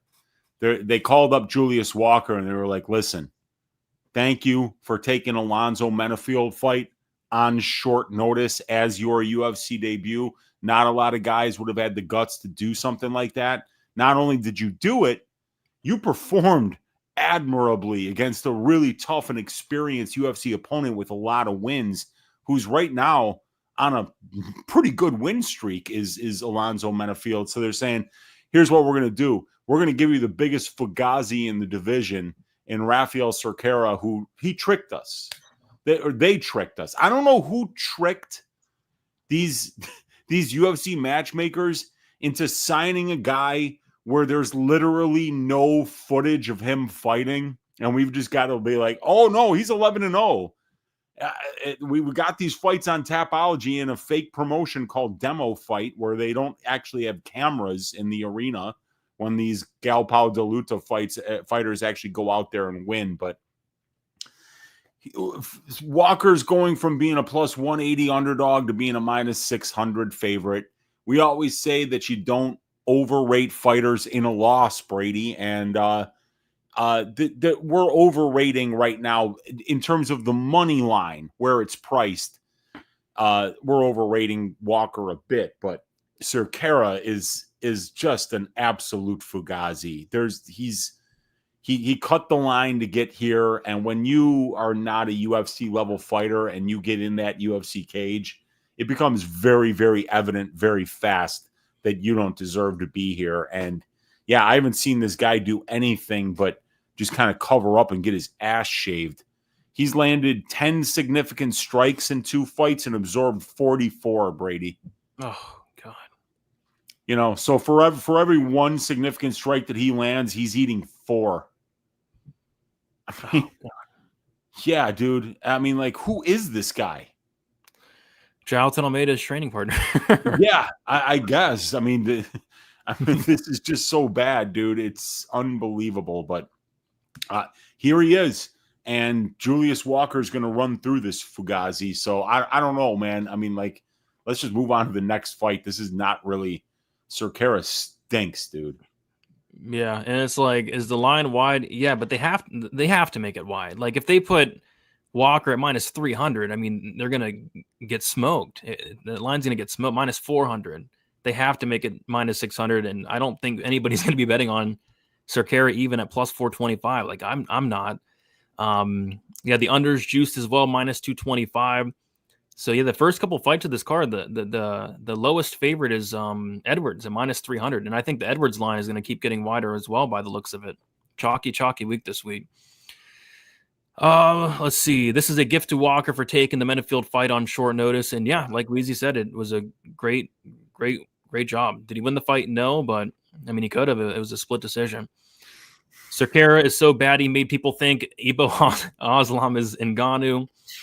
Yeah, they cut poor Zach Scrogan after a fight, and they're keeping this guy Cerqueira around for a third fight. I don't get it. Yeah, they're trying to get Walker a win. Agreed. Having said that, I might bet Cerqueira. Okay, we got one guy on Cerqueira at least. He's a big dog. Cerqueira is a jobber, to say the least. Waiting for Walker round 1. What do you think? Minus 150. Oh my God. Can you imagine if that's what it was, dude? I think it's going to be minus 150. Do you really think it's going to have a negative next to it? Oh, yeah. Yeah, 100%. especially after I just said this on stream, because they're watching. Everybody's watching. Yeah, I mean, I guess you might be right, dude. I mean, like, I don't know how you get to a Cerqueira bet from what this guy is showing, because you can't even be like, all right, let me go back to see how he won these regional scene fights, because there's no fucking proof that they even took place. They might not have even took place, I mean, there's no footage of them. Yeah. Cerqueira is one of the few fighters in the UFC that is worse than Yaya. Yeah, I guess so, because at least Yaya didn't get finished by Trevor Peek. That's a moment. That's a moment against Trevor Peek. Brady and Weezy have a bad gut feeling this is going to end up like Nate Menez versus Jimmy Flick, and everyone is going to be homeless on Sunday. You never know. That's a really good point, Dixon. And I want to warn Julius Walker right now. Julius, let me speak to you personally for a second. You're about to find out how big a dicks everybody is in this community when what a dick they'll turn into when they think you're going to finish somebody and you don't. They will never forgive. Like, if you go out there and test your striking and jab them up for 3 rounds, people are going to talk to you like you just lost the fight. So, like, Julius should know that people aren't going to think that he won if he doesn't go out there and get this guy out of there early. Because when you're minus 600, everybody's expecting you to finish, and they're going to say you suck if you don't finish. So he's just got to figure it, because, like, sometimes these guys, like, remember when Bo Nickel jabbed up Paul Craig for 3 rounds? Mm-hmm. And then he was like, hey, man, I'm a wrestler. I've only been a pro for like 2 years. Like, I just won a 3-round striking match. You want to give me a break? That guy's a UFC fighter with like 15 fights, but everyone's calling him a pussy and stuff like that, Yeah, that's so how it goes. It's just how it goes, man. Like, he needs to finish this guy. Otherwise, people are not you, Brady, but there are going to be people out there on, like, tagging him on Twitter, calling him the worst fighter in the world. I won't tag him, but I might do like a funny segment. I think Julius Walker is a friend of the show, by the way. He follows me on Twitter. I was actually going to hit him up to see if he wanted to come on the show and just to break down the matchup for a little bit, but never got to it. But yeah, Julius might potentially be a fan of the show. And a lot of fans of the shows on this card. We got Fluffy, who's a fan of the show, and then of course Roma Delid, who's probably watching right now. Cerqueira is a cab driver from Brazil. Yeah, I believe so. Cerqueira will take more shots to the face than a Botox appointment. Yeah, he's going to get hit in the face once, Weezy. He's going to back up to the cage and just quit. I mean, that's what he's done in both fights. Yeah, Weezy called it long before anybody did on Cerqueira. I think he called it before. Yeah, I think he called it before the Oslan fight, even, that Cerqueira was a potential fraud. Yeah, I just hate it when I can't find tape on a supposedly good fighter. But, I want to mention Gene Silva had no tape when he came into the UFC. Right. Jailton Almeida had no tape when he came into the UFC. So, and even Eduardo Mora, there was no tape on her either. So sometimes you get fighters where it's like they are kind of taking the easy way, but they really are good. They're really just padding their record. And then there's guys that have padded records, and you're not even sure if they even showed up to these fights. So Cerqueira is one of those guys. Yeah. Walker under 1.5. Yeah, it's you're laying a big price, but I mean, it's hard to imagine it not hitting. Silky's digging it. Heck yeah. Cerqueira fights like he lied on his resume. Yeah, absolutely. We got Narco in the building. What's up, Narco? Good to see you in here. What else we got in here? We have enough. Yeah, we have enough tape on Cerqueira now. That's for sure. He got 3 minutes of getting his ass kicked. 3.1 minutes. That's how long his 2 UFC fights have lasted. A total of 3.1 minutes. Yeah, it's not great. Not great. Let's see if we can get to a competitively lined fight in this next one, Weezy. And absolutely not. We got Eric Anders going against Christian Leroy Duncan. We got Eric Anders, 38 years old, 6'1" with a 75-inch reach. Duncan, 30 years old, 6'2" with a 79-inch reach. We got Duncan, 8 years younger, 1-inch height advantage, 4-inch reach advantage. Anders is 3-2 in his last 5 fights. Decision loss against Jung Young Park. Knockout win against Kyle Dawkins. Decision win against Marc-Andre Barriault. A decision win against Jamie Pickett. And then a knockout win against Chris Weidman. As far as Christian Leroy Duncan, he has 3-2 in his last 5 fights. A decision loss to Armin Petrosian. A knockout win against Dennis Tuoluen. A knockout win against Claudio Ribeiro. A decision loss to Gregory Rodriguez. And then a decision win against Andre Bulayev. So, yeah, Eric Anders, he's getting up there. He's 38 years old at this point. And you go back and watch his last 3 fights, and he gets dropped. Believe it or not, he gets dropped in his last 3 fights. Marc-Andre Barriault drops Eric Anders in the first round. Jamie Pickett drops Eric Anders in the first round. And believe it or not, Chris Weidman drops Anders in the first round. I'm starting to wonder if all the damage is starting to add up here for Eric Anders. This is a guy that played football. You're going to take a lot of damage. I mean, this guy was a linebacker, right? I mean, yeah, the amount of Alabama University, dude. The amount of damage you're taking as a linebacker, especially, it's going to add up. So the football career, probably played football his entire life. The MMA career, he's now 38. He's taken a ton of damage. He's getting dropped by Chris Weidman, Jamie Pickett, and Marc-Andre Barriault. I think Anders, his career is coming to an end. Christian Leroy Duncan is minus 565, which makes him the 3rd biggest favorite on the card. The problem I have with Duncan is I think he's really skilled, actually. I think he's a really good fighter. The problem I have with Duncan is just when I'm watching him fight, it's just like, this guy looks like he doesn't give a shit. I mean, and a lot of these, he's just going in there and looks like he's sparring. Looks like he's playing patty cake in a lot of these fights. It's like, come on, dude, what are you doing? Go knock this guy out.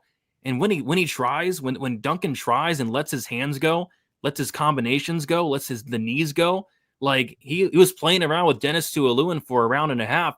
And then once he started to actually try, he looked incredible. The hand speed, the power, the combinations. He's a phenomenal striker. But the problem with Duncan, especially when I'm laying minus 600 just about, is it looks like he doesn't give a shit. No urgency. Looks like he wants to go in there and slap his opponent's butt for 15 minutes. So like the Pulayev fight, it's like Pulayev was dead to rights the entire time. All he had to do is come forward and land one big shot, and he didn't start fighting until there was like 5 seconds left, and then he almost knocked him out. So, yeah, I would like to see more urgency out of Christian Leroy Duncan, but this is just going to be a pass for me because I could see a Duncan decision where he's kind of just, being the better striker across 15. And if he does actually try and have urgency, I think he could knock out Anders, who just doesn't seem to have a chin anymore. So this is one I'm probably staying away from, but another massive favorite here, minus 565. Yeah, I mean, like, I would have to be on mushrooms to lay minus 565 on Christian Lee. I have had it up to fucking here with this guy. Right? I hate, who he reminds me of, actually, is Manel Kopp. Oh, because I fucking hate Manel Kopp. I just think Manel Kopp sucks. I think he's about 10% as good as he could be if he had any confidence in his own ability. And like with Leroy Duncan, he kind of looks to me like he's been the best athlete at everything that he's ever done and has just basically been way better than everybody he's ever engaged in any sport against. And he goes out there and he sleepwalks because he is that talented, because he is that gifted. He's got that beautiful frame for the division. He flows into all of his strikes. Everything just looks so pretty. And he just doesn't fucking do anything. What the fuck was that Pulayev performance? Oh, that was so bad. He went out there and he played touch butt with Petrosian for the full 15 minutes, showed no urgency, didn't try to clinch up with him, played his game the entire time, and just got outstruck. Threw about 37 spinning hook kicks that hit nothing but fresh air. So I am fucking done with Christian Leroy Duncan. This guy is just going to do nothing but underperform his fat price tag. He got really fat price tags for somebody that's so neuro in the ass, Brady. So I don't want any part of Christian Leroy Duncan here. And let me tell you something, man. Anders is going to close the distance. He's going to get his arms around him, and he's going to clinch up with him, and he's going to fucking wear on this dude.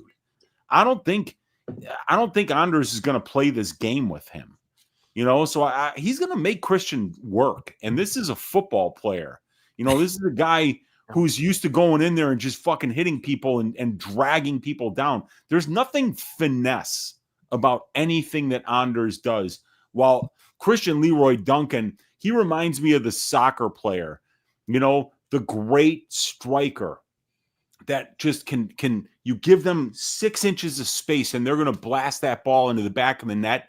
But if you clip the back of their heel, they're going to go down and they're going to fucking cry and moan and bitch and roll around on the ground. And, just like Neymar, from Brazil, they're just going to go out there and they're going to fake everything. And that's what I can't stand this guy. He could be so much better than what he is if he just fucking tried. If he had a little bit of confidence in his own skill set and was out there and like, I'm better than this dude. I'm going to go out there and I'm going to run through him. And he doesn't do it. And it pisses me off, Brady, because he's durable. He could do that if he wanted to. If Christian wanted to go out there and pressure you, back you up to the cage, sit down on his strikes and knock you out, he could do it easily. Oh, yeah. He could be running through these fucking guys, but he's not. He plays around with his food. And it's because he like nobody's in his ear telling him that he could be better than what he is right now. He needs some real coaches, I think. I don't know what this guy's doing, but he's fucking around entirely too much for my liking. And at minus 565, I don't want someone out there playing with their food. I want him being like Tatsuro Taira and just going out there and fucking getting rid of them. Agreed. Agreed 100%. I think he could run through Eric Anders here. But he might play patty cake with them for 15 minutes. Piping of the week, maybe. Like if Duncan gave a shit, maybe. But I just feel like he doesn't give a shit in a lot of these fights. It's like, come on, dude. Yeah, how are you going to pipe somebody when you're only throwing 12 strikes per minute at distance? Yeah. Got one knockdown in 6 UFC fights. One knockdown. Yikes. 6 UFC fights. This guy's supposedly a great striker. We got bad news. If you're on the Anders side, you don't like to hear this. So Anders is apparently a real estate agent. And as we know, real estate agents are minus EV. So who do we got? Benito Lopez and Ally Quinter. But there's Those somebody else, right? Wasn't there somebody else that's selling houses too? God there damn might it. be. Who was it? I think there is somebody else, but yeah, that's not good. It's not these real estate agents. They don't have good track records. So worried about Anders.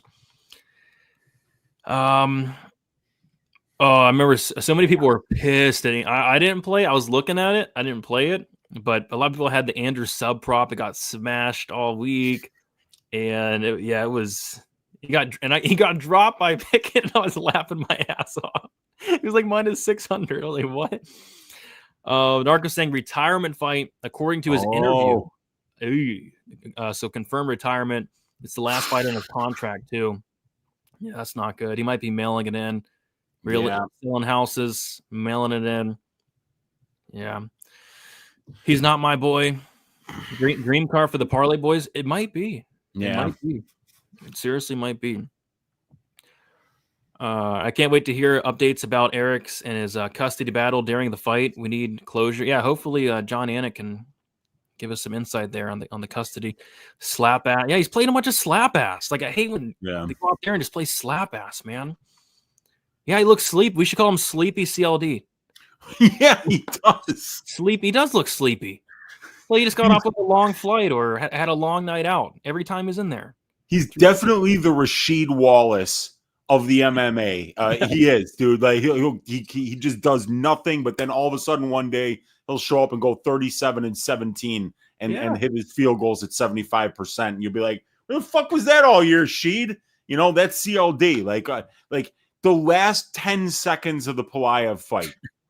The last 10 seconds, they fought for 14 and a half minutes and did nothing. And then the last 10 seconds, this guy goes out there and tries, and Pelayev is dead after 10. Like, he couldn't even get up after the third round was over. He was in that much trouble. And it was from 10 seconds of CLD trying. Sleepy CLD, the Rasheed Wallace of the UFC. I'm writing that down. I'm writing that down. CLD. Yeah. Unders plus money. I would think the under would be like if I just knew he was going to try. I mean, just try. Just try CLD. Yeah. Under 2.5 rounds is great. It could look great, man. I mean, this guy, if you're getting dropped by Jamie Pickett, something's up. Give me the fucking over. Give me the fucking over. It might be a sweat-free over, too. I'll be laughing my ass off when he doesn't do shit for the first 12.5 minutes. Cashing that shit. Oh. Anders is so chinny now, though. How do you get dropped by the ghost of Weidman? Yeah, You don't. No, dude. You don't. With what Narco Cop said about this definitely being his retirement fight, and he's a realtor. And, you know, then you're talking about all the times that he has been getting dropped. He's been dropped 7 times in the UFC, and he's been getting dropped by guys that shouldn't be dropping him in recent fights. So, yeah, the recent trends, they indicate a very bad story on the Anders side, you know? Yeah. We got a 99-cent dono. Is this one of those that's going to make me say something bad? It's just empty. The name, Baltimore? Baltimoreist. What's that? It just Baltimore is a city, so the guy's probably from Baltimore. All right. I just didn't want to say like Dixon Cider. Or, yeah. You got to be careful. Some people try to make you say some really horrible things. So, yeah, appreciate you, Baltimoreist, for the 99-cent dono. Over 2.5. It could be sweat-free. 107 likes. Appreciate you guys. Yes. Smoke till your eyes bleed. Oh, gosh. That's never happened to me. Yeah, don't do that. This is this whole card is a highlight reel setup. We're gonna have a lot of highlights. Chaos, Landwehr, Chaos Williams. What's this about? They're both Chaos realtors. Williams. Yeah, Chaos Williams is not only a realtor, he actually trains at his local Planet Fitness. That's where he's doing his fight camps now. God, hopefully he doesn't watch. I don't want any problems with Chaos. That's one guy I don't want any problems with, Chaos Williams. So dude, I got to tell you, man, who would have Chaos Williams as their realtor? Are you telling me that you're not going to feel like this guy might kick your ass if you don't buy the house? It would be fucking terrifying to tell Chaos Williams, no, this isn't the house for me. You got this one completely wrong, dude. You know, like you'd probably be like, if Chaos Williams, you're a realtor, you're buying the first fucking house he shows you just so you don't die. So I don't know why. I mean, you look at that face. You look at like when they're showing him and announcing him before a fight. You look at that vacant stare in his eyes. That's a stare of a murderer, Brady. It is. It's scary, man. Is your real estate agent a murderer? As far as I'm concerned, no. As far as I'm concerned, no. Good. It is good. And there it is. He says, give Uncle Weezy money now. Shout out to Baltimore. Appreciate you. Throws panties at the monitor. What? Yay? Why would you throw your panties at the monitor? It is an Eric Anders, Christian Leroy Duncan fight. So yeah, I guess so. Sleepy CLD and Doggy Style Brady. What? I have a lot of nicknames, but that is not one of them. Yes, James Krause actually did get it into real estate as well. No kidding. Hopefully, I did not know that. Yeah, he definitely did. Free James Krause. There you go. Let's see. Chaos Williams is mad from the real estate market being down. Yeah, I mean the real estate's it's getting tough, man. If you want to buy a house, good luck. Have you seen these prices lately? Terrible. Yeah. All right, let's get to. I think this is one of the most competitive fights on the card according to the odds. We have Gene Matsumoto. Wow, he's minus 300. Okay, so yeah, wow. Miles Johns, 31 years old, 5'7" with a 66-inch reach. Matsumoto, 25 years old, 5'6" with a 68-inch reach. You have Matsumoto, 6 years younger. Miles Johns, 1-inch height advantage. Matsumoto with a 2-inch reach advantage. Miles Johns is 3-1-1 no contest in his last 5 fights. Decision win against Vince Morales. No contest against Dan Argueta. Decision win against Cody Gibson. Decision win against Douglas Silva de Andrade. Decision loss to Felipe Lima. As far as Matsumoto, 4-1 in his last 5 fights. He has a submission win against Dan Argueta, decision win against Brad Katona, and then a split decision loss against Rob Font. So this is what I'm just completely staying away from because I don't want to lay minus 300 on Matsumoto. But I also I've never been a Miles Johns guy. I mean, this is a guy, Miles Johns, who has a wrestling background. He doesn't wrestle, though. Never thought he had the best cardio.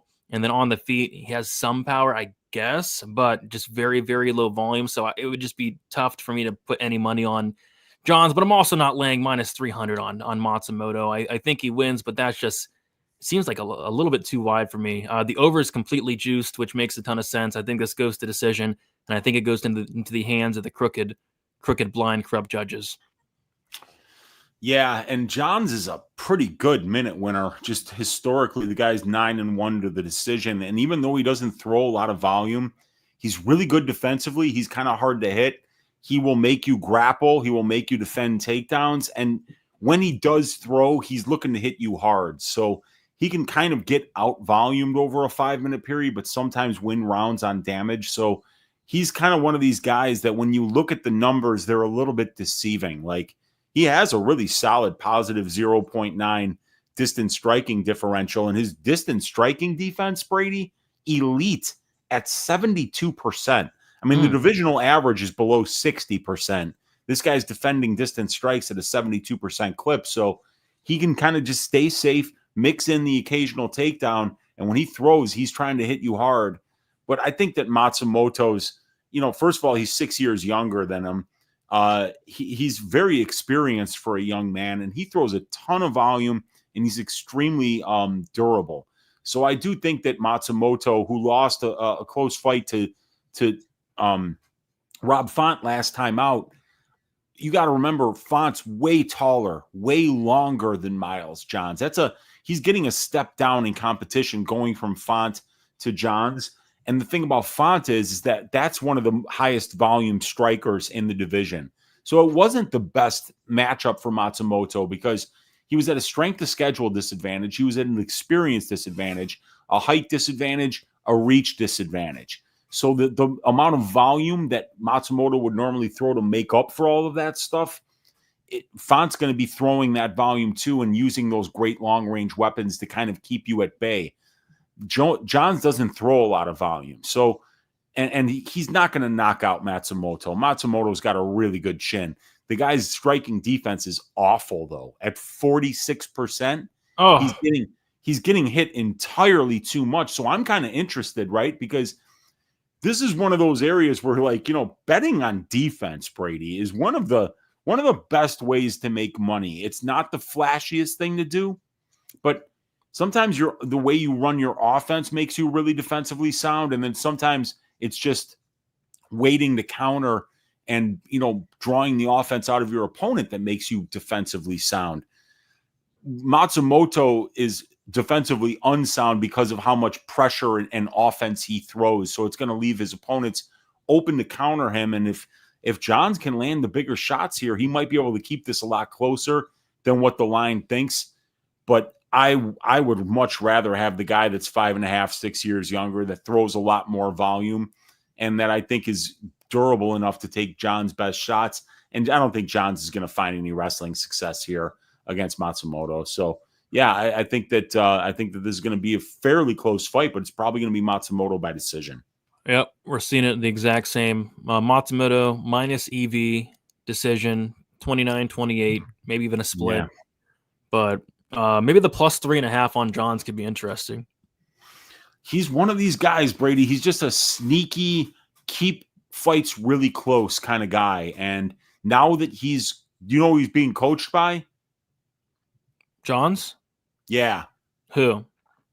Trey Ogden. So he's a marathon MMA guy, and that's a guy that's, a really smart fighter. He really does find ways to kind of drag his opponents into his style of fight. So maybe Miles Johns can pull him into the Johns verse and make this a low striking, battle where he gets one more takedown and lands one more heavy strike than Matsumoto does every round. So we'll see. Yeah. It's probably not touching the. Yeah, so Johns got 30-27 times 3 in his last. I thought he looked terrible in his last fight. I know Felipe Lima's decent, but just bad performance. Didn't throw anything. Didn't do anything. He only landed 30 strikes. So that's in every damn fight, dude. I know. Yeah, that's how it goes. Yep. Narco, a Cerqueira Kazama parlay. Yeah, Narco was asking for a big plus money ticket so that he could show up the Gold Boys who stole Art C's ticket. Did you see that ticket that Art C posted on Twitter? Yeah, I saw something about it. They stole the ticket and posted it, right? Yeah, they took Art C's ticket, which was this brilliant, like 180 significant strikes or more in the I think it was the Ribovics fight, and then he had like 150 or more in the Vallejos fight, and they were both massive plus money props. He parlayed them, and it was a massive payout. And then these Gold Boys, they stole Art's ticket and told him they gave it out in the Discord. I mean, unbelievable. I mean, yeah, that stuff happens a lot. It doesn't happen a ton in like the MMA space, but like in the NFL space, like there's a ton of that out there. So yeah, that sucks. Who's worse, the Gold Boys or the Parlay Boys? I mean, they're both. Oh God, I don't even know who the Gold Boys are, so I'm going to say the Parlay Boys are worse. But like, yeah, I mean, when you're stealing other people's tickets and claiming it was your idea, when all the real ones know. Because like when you see like that, like people like us, we're like, oh my God, that's Art's ticket. We know that's Art's ticket. But you know, the rest of the people that are football bettors, hockey bettors, and they're just in our pool for these 2 months, they're not going to know, and they're going to think that those guys know something about MMA. Yeah, it's unfortunate, but there is a lot of that out there. Weezy, Brady, who's your favorite dog on this card? I don't know, man. I don't like a lot of dogs. I guess maybe Angie Hill, but even that, it's like, oh, she looked rough in her last fight. But we'll see. Maybe we can find some dogs here. I think Cerqueira is going to mop the floor with this Walker clown. Oh, did y'all see the PFL? No, but I heard about it. Apparently, there's like a really bad lady ref that ref PFL. Yeah, I did not see it, but I heard it was. I mean, like I saw people talking about it on Twitter. They weren't happy with her. No, absolutely can't play. Yeah, I can't get to minus 300. I can't get to it. Maybe like a decision even, but the decision is going to be a minus number. The blind, corrupt judges. Yeah, they're blind and corrupt. Miles plus 3.5, even though I hate spreads most of the time, I hate spreads too. Anything involving the crooked, corrupt judges, I'm not a big fan of. Got Eileen Perez's butthole saying, I struggle to see a path for John Series, one of ton of decisions by the finest of margins. Yeah. That's your typical Johns fight there. Also, everyone's going to be betting the Johns plus 3.5 spread, thinking it might be a split, and some crooked, corrupt judges is going to give a rogue 30-27 to make sure it doesn't cash. I'm warning y'all, and I think you're onto something there. Let's see. How does he cover this? I don't know. He's not going to finish Johns, that's for sure. How does he cover it? I don't know. I really think it's going to be a closer fight than minus 300 is crazy to me, but over 1.5. Yeah. The over 2.5 is minus 275. So the over 1.5 is going to be like minus 600, something massive like that. All right. Oh yeah, so I did see the clip of this. The lady ref, Nathan Kelly, was tapping. She didn't see it, so he went out cold, unfortunately. Oh, yeah, brutal. All right, let's move on to the next fight. So this is one of the most competitive fights on the card. We have Christian Rodriguez. I'm just trying to find the line here. Minus 255, going against Andre Fili, who's plus 214. So this is one of the closest line fights on the card, and he's minus 250. We got Rodriguez, 27 years old, 5'7" with a 71-inch reach. Fili, 35 years old, 5'11" with a 74-inch reach. Rodriguez, 8 years younger. Fili with a 4-inch height advantage and a 3-inch reach advantage. Andre Fili, he is 2-3 in his last 5 fights. A decision loss against Nathaniel Wood, knockout win against Lucas Almeida, a knockout loss to Dan Ige, a decision win against Cub Swanson, in a submission loss to Mel Costa. As far as C-Rod, he is 3-2 in his last 5 fights. Decision win against Cameron Simon, a decision win against Isaac Dalgarian, a submission loss to Julian Arosa, a decision win against Austin Bashi, and then a decision loss to Mel Costa. Weezy, what are your thoughts on this fight here? My thoughts are Christian Rodriguez is in the wrong weight class, and until he fixes that, I'm not going to be wanting to support him up here, He's lost to Costa. He lost to Erosa. The Bashi fight was a debut where he showed his great defensive grappling and scrambling ability and was able to win the minutes against a newbie, But Fili's not going to go out there and like try to grapple fuck him. Fili's 4 inches taller. He's going to have a 3-inch reach advantage. He's got way more experience, a significant strength to schedule advantage here.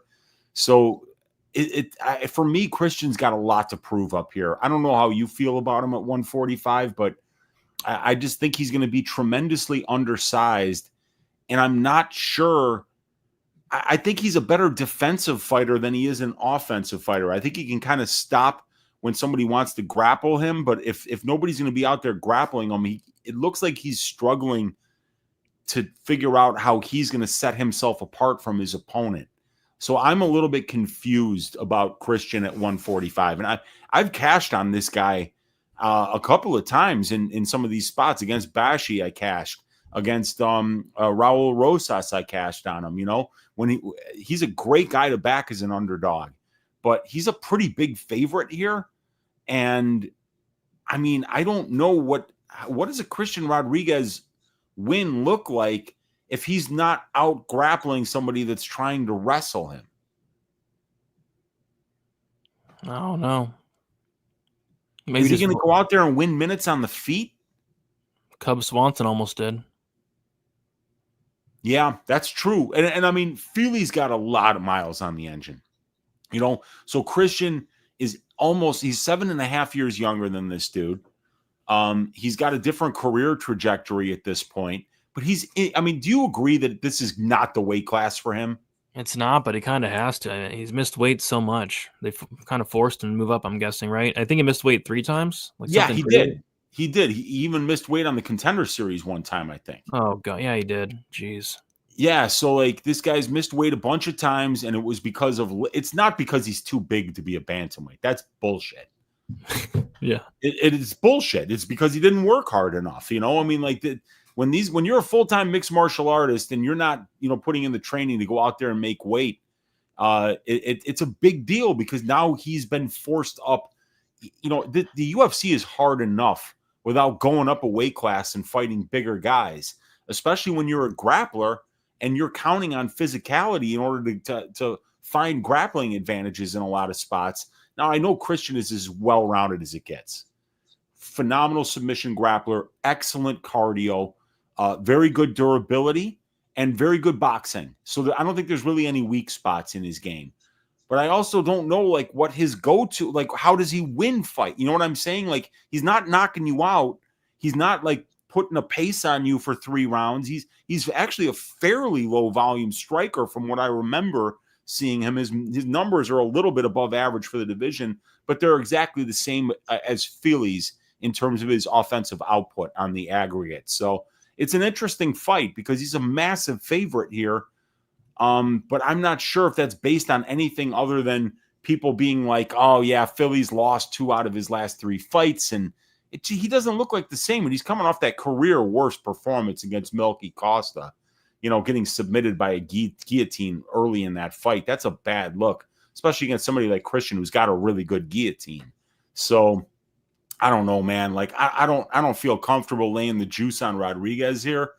But I'm also not sure that Philly at 35 years old, after 24 UFC fights, I'm not sure he's it either. Yeah, ever since he had that interview where he said he likes big booty Latinas, ever since that interview, he's been looking really rough. I thought he lost the Swanson fight. But yeah, that was a close one. But I agree with him on the big booty Latina angle. I'm completely with him there. I don't see why that would hurt your performance. I think that's good decision making. I can see why, because you're thinking about the big booty Latinas in the crowd in the Apex. I'm sure he brought a couple in there instead of your opponent in the fight. That's an angle that I didn't think about, and that makes some sense. Why do you think Jose Johnson got subbed in his last fight? He was looking at the hose. It can happen to anybody, Brady. We're only men. Exactly. But yeah, I mean, C-Rod could be a beast at bantamweight, right? It could be an absolute beast.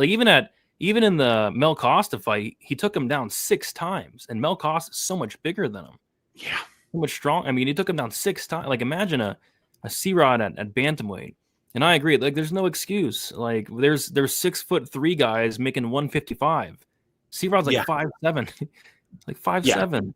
5'7", and you can't make 135. Now, come on. I mean, I'm a little bit disappointed that he's up here at this weight class because Rodriguez is a guy that at the right weight class, you could count on him making the right decisions, fighting the right game plan, and then you know that everything's there. The grappling's there, the striking's there, and most importantly, the conditioning and the durability are there as well. So I think it's a really good spot, if he's fighting at 135. But I mean, Philly's huge.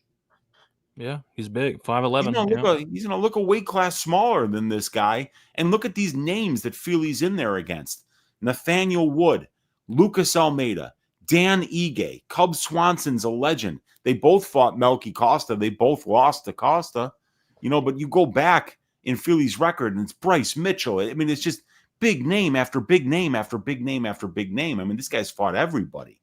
So it's a step up in level of competition for Christian Rodriguez. He's going to be smaller. He's going to be shorter. Philly's got the big strength to schedule advantage here.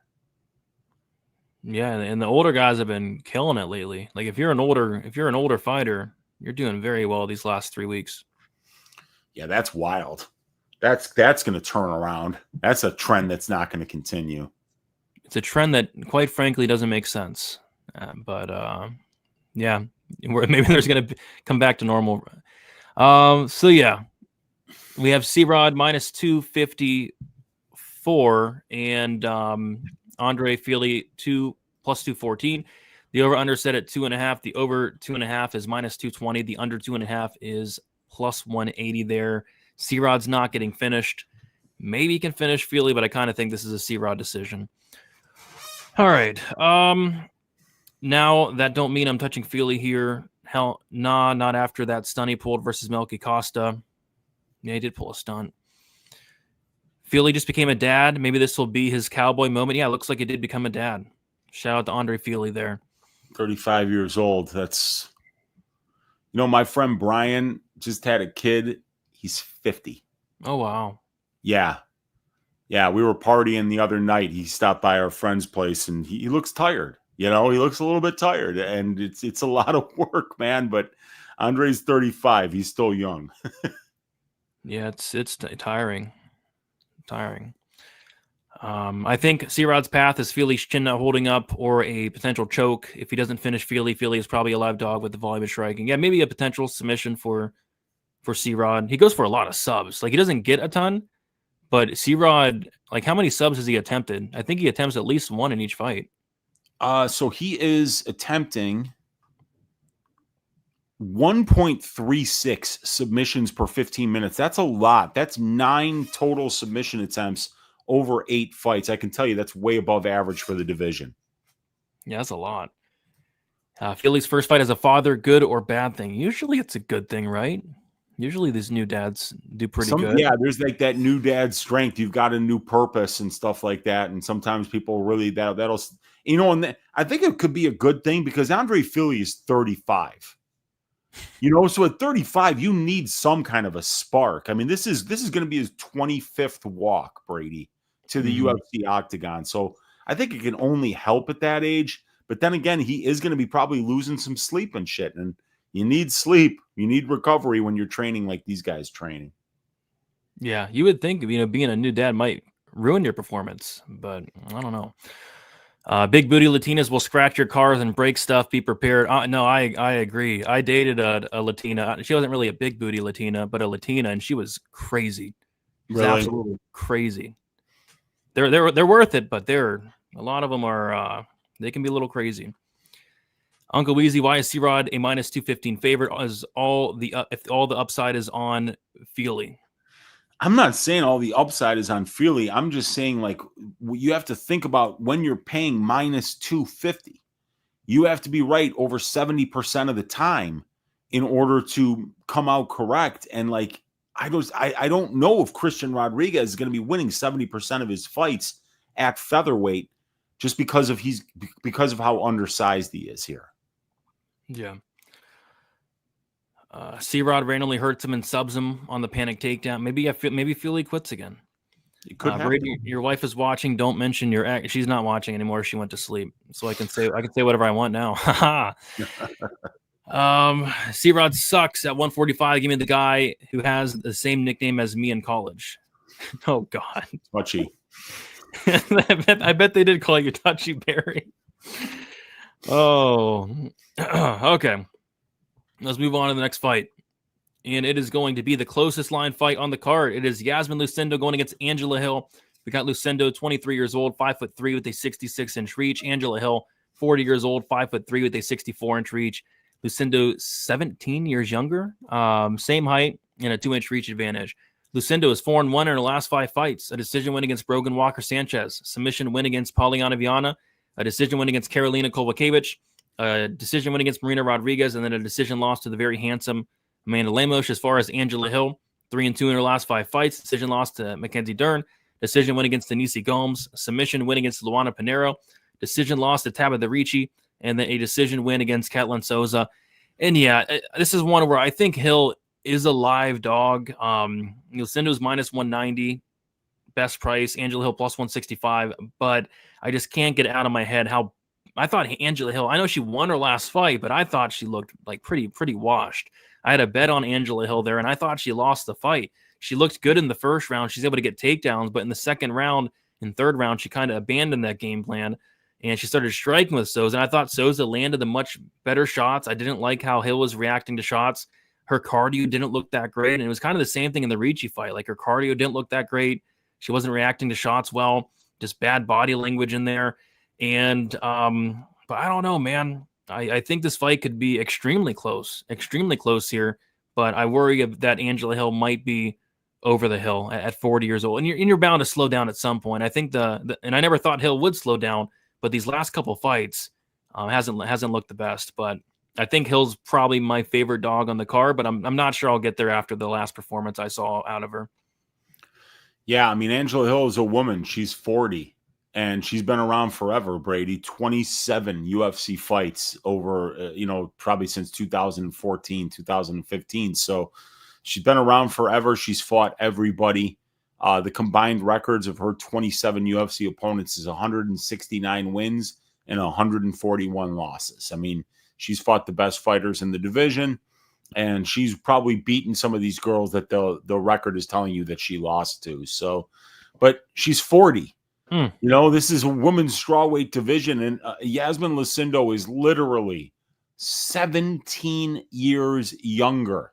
Oh, I mean, Angela Hill's old enough to be her mother, literally. So, at some point, like you say, and we just saw it in the Sosa fight. Now, I thought Hill won that fight. She clearly won round 1, and then rounds 2 and 3 were very close. But I thought she actually might have outvolumed Katlyn a little bit in those rounds. And while Katlyn was landing some big shots, I thought Angela landed some pretty big shots too. And, she's fighting young fighters these last 4 times out. She's 3-1 against Sosa, who's a young fighter, Tabitha Ricci, who's a young fighter, Luana Pinheiro, who's still pretty young. I think she's 30, and Denise Gomez, who's like 23. And she's 3-1 over those 3 fights, with one of those wins being by finish. So I think Angela's still fighting at a high level, so it's a little bit of a show-me spot for Yasmin Lucindo, but Yasmin's got some pretty good takedowns from the clinch. I remember when Marina Rodriguez was clinching up with Yasmin was getting those takedowns in the clinch, and Angela's actually been pretty good in the clinch historically. If you look at her dirty boxing numbers, Angela has landed, this is a big number, Brady, 491 significant clinch strikes while absorbing 276. So she's outlanded her opponents by 215 significant clinch strikes over 27 UFC fights. And she's only been outlanded by 7 ground strikes. And that's not bad, considering Angela Hill is historically, when she was younger, known as somebody that you were going to out-grapple if you were going to beat her. So Angela is going to be a really tough test because she's really improved her judo. I've seen her get takedowns from the clinch in recent fights. And then I heard one of her teammates, Dominic Cruz from Alliance MMA, talk about how Angie had really worked on her judo and was starting to do a lot better in those dirty boxing positions, not only with her striking, but with her trips, sweeps, and reaps as well. So I do think that Angela is going to be a really tough test here for Yasmin Lucindo. But it's not like Yasmin Lucindo hasn't been tested. Her last 3 fights are Karolina Kovacevic, Marina Rodriguez, and Amanda Lemos. So I do have to favor the much younger fighter here, the one that's got a lot more to fight for. Angela Hill at 40 years old is going to be out of her, out of the sport fairly soon. But it's a tough fight against Angela Hill. She never gets knocked out. She's extremely durable. She's really rounded out her game nicely. And over the last 10 fights or so, I'd say that she's fighting career best. So it's a very compelling fight. There might be some value on the Hill money line here as an underdog. Yep, potentially. Yes, this is the closest line fight on the card. Lucindo is minus 190. Angela Hill is plus 165. The over 2.5 is minus 550. The under 2.5 is plus 400. So it looks like it's all going to come to the hands of the crooked, blind, corrupt judges, and we'll see what they think. Let's see here. Lucindo looks scared against Lema. Do you blame her? I mean, Lema is a very terrifying individual. Loki feel like Yasmin minus 190 ain't bad. Well, she's the most playable favorite on the card. Angela Hill OnlyFans boost in full effect. Maybe. I mean, she's not out there showing her ass though, right? Right, Dixon? I don't know. I don't think she doesn't strike me as someone who's showing her. I could be wrong, but it's not like an Eileen Perez showing her butthole type thing. I would pick Souza over Lucindo. I think Souza's good, but I don't know if I'd do that. Yasmin Lucindo got a better haircut than Angie Hill. Yeah, that's a good point. Very good point. Lucindo barely squeaked by KK. Angela Hill is the female Neil Magny. Yeah, they probably have the same amount of fights or close to it. No, Magny has more fight, dude. That was Magny's 35th UFC fight. That's ridiculous. At 35, dude. That's ridiculous. Yeah, Hill's 28th. Yeah, this is going to be Hill's. I already moved on to the next fight. What is it? This is 20. Yeah, she's got 27. So this will be the 28th. Over the Hill. We got former Mexican in the building. Hill's a loud screamer and probably bites you hard and then claws you when having fun. Not my thing. Yeah, that's not my thing either. I saw Hill in person last year. She was looking good. All I'm going to say is she can get it. Okay. I think she's married. Yeah, I don't know. Okay. Let's move on to the next fight. And it is going to be Steve Erceg taking on Ode Osbourne. We got Steve Erceg, 30 years old, 5'9" with a 69.5-inch reach. Ode Osbourne, 33 years old, 5'7" with a 73-inch reach. Erceg, 3 years younger, 2-inch height advantage, and a 3.5-inch reach disadvantage. Ode Osbourne is 2-3 in his last 5 fights. Decision win against Charles Johnson. Submission loss to Osam Abayev. Submission loss to Jafel Filho. And a decision loss to Ronaldo Rodriguez. And then a knockout win against Luis Garule in his last fight. As far as Steve Erceg, he is 2-3 in his last 5 fights. A decision win against Alessandro Costa. A knockout win against poor Matt Schnell. A decision loss to Alexander Pantoja. Knockout loss to Kai Kara France. And then a decision loss to Brandon Moreno. So yeah, Steve Erceg is taking a big giant step down in competition here. I mean, look at his last 3 losses. Kai Kara France, who just fought for a title. Alexander Pantoja, who is phenomenal, the champion. Brandon Moreno, who's been the champion. So he's losing to, former champions or guys that have, fought for titles. And now he's taken a big step down in competition to Ode Osbourne. Osbourne, yeah, this guy, I don't think he has the best chin. I don't think he has a ground game. I don't think he has great cardio. I kind of see why Erceg's a pretty big favorite. And I kind of always have thought that Erceg's a little bit overrated, but I mean, this is a big step down in competition. I feel like if Erceg would go to the grappling here, he can make this look easy, but even on the feet, he could probably knock out Ode Osbourne, who's just been finished. I mean, how many times has Ode been finished at this point of his career? 5 of his 6 UFC losses he was finished in. He's been finished 6 times out of his 8 pro losses. Yeah, and Tyone could have stopped that Rodriguez fight in the second round as well. So yeah, he's been finished a lot. Like that's almost Malcolm Gordon territory of getting finished. So yeah, I like Steve Erceg here to get the win. He's minus 500. Ode Osbourne plus 375. The total is set at 1.5 for a flyweight fight, which is crazy, but I think Erceg probably finishes Ode Osbourne. Is it by knockout? Maybe. Is it by submission? Also maybe, but I really struggle to see how Osbourne wins this fight outside of like a puncher's chance. Yeah, I kind of like that under 1.5 rounds at plus 185. My model really likes that bet. 7 of 11 Ode Osbourne fights finished under 1.5 rounds at the UFC level, and for Erceg, it's 2 of 4. So if you add that up, it's 9 of 15, or 60% of their combined UFC fights have finished under 1.5 rounds. And you're only paying 35% at the current line of plus 185. So I think that, and I mean, I could see Ode Osbourne knocking out Steve Erceg. We just saw him knocked out violently in the first round 2 fights ago. Steve Erceg blocks punches with his face. I mean, I remember when he came into the UFC, we're talking about how good of a chin the guy has. And we wouldn't have known that he had a good chin unless he was blocking punches with his face on the regular against regional scene competition. So somebody like Ode Osbourne, who's huge for the division and who's got some real natural athletic gifts and natural power, could potentially get Erceg out of there. And then we know how dreadful Ode is on the mat. And Erceg, somebody who might want to grapple here, and he's got really good back takes. He's a Brazilian Jiu-Jitsu black belt. He can get a submission. So for a minus, 500 on Erceg here? Yeah. I mean, if he's going to pay off that price tag, he's probably going to finish Ode Osbourne. And let's face it, these guys aren't really late fight finishers. So maybe that under 1.5 rounds at plus 185 is a little better way to not only play the Erceg side and the potential finish that comes with playing a minus 600 favorite, but also plays into the potential that Erceg might get bonked here.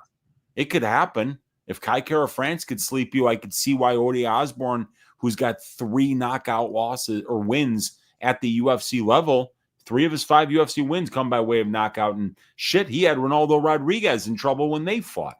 He almost got him out of there in the first round. So, I mean, like, I think that the potential here is for violence, because I think this is entirely too big of a price tag to lay on Steve Erceg. I mean, since when do you usually see somebody on a 3-fight losing streak be a minus 500 favorite? That's bonkers. You don't see it too often. No. So that's a wide line. But yeah, I think the under here is probably the best way to play this one. Yeah, I'm pretty sure Erceg's going to finish this guy. Just not sure when. But yeah, it could be under 7.5 minutes. I don't hate that. This card seems like an over-under card. Bet Online has minus 225 for over 1.5 for the Erceg compared to minus 500 for the Erceg money line. But yeah, like this fight could finish under 1.5. Angela Hill's disgusting. She's not disgusting. What? Have some respect. And that's coming from an account called Aylin Perez's Butthole, which is disgusting. I've seen it firsthand. If Erceg doesn't wrestle here, there's no way he'll look minus 500. I mean, he could if he knocks him out, but yeah, if I'm betting Erceg at minus 500, which I'm not, I would absolutely like him to exploit the just awful grappling of Ode Osbourne. I'm late because I was laying the pipe. All good. You go. All good. Ode is not Kai. He ain't knocking out Erceg. You never know. Might not have made money last weekend, but at least I've been piping nonstop. There you go. Nothing wrong with that. Nothing wrong with that. Erceg looked good against Moroni. He looked decent. All right. Let's keep moving on to the next fight. It is going to be, the main event already. We're flying by. Yes. We're at the main event. All right. Before we get into the main event, we have 598 viewers. Let's get to 600. Why not? Special occasion. It's Priscila Cachoeira fight week. Rafael Cerqueira fight week. Oh, we just hit 600. There we go. 603. Yes. Shout out to everybody hanging out with us late on a Sunday night. We do appreciate you guys. If you guys have not already, be sure to like the video. Let's get those likes up. Subscribe. We go live every Sunday, 10:15 Eastern time. Shout out to the sponsors. Our guy Avery. Shout out to my wife, Herbal Makings. Shout out to you guys in the chat. Appreciate you guys. All right, main event. Main event time. Roman Delid going against Anthony Fluffy Hernandez.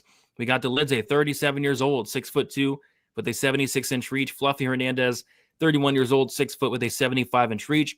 Hernandez is 6 years younger. It's going to be Delid with a 2-inch height advantage and a 1-inch reach advantage. Delid is 3-2 in his last 5 fights. A decision loss to Marvin Vettori, a decision loss to Nasruddin Imavov, a decision win against Anthony Smith, a knockout win against Kevin Holland, and a decision win against Marvin Vettori.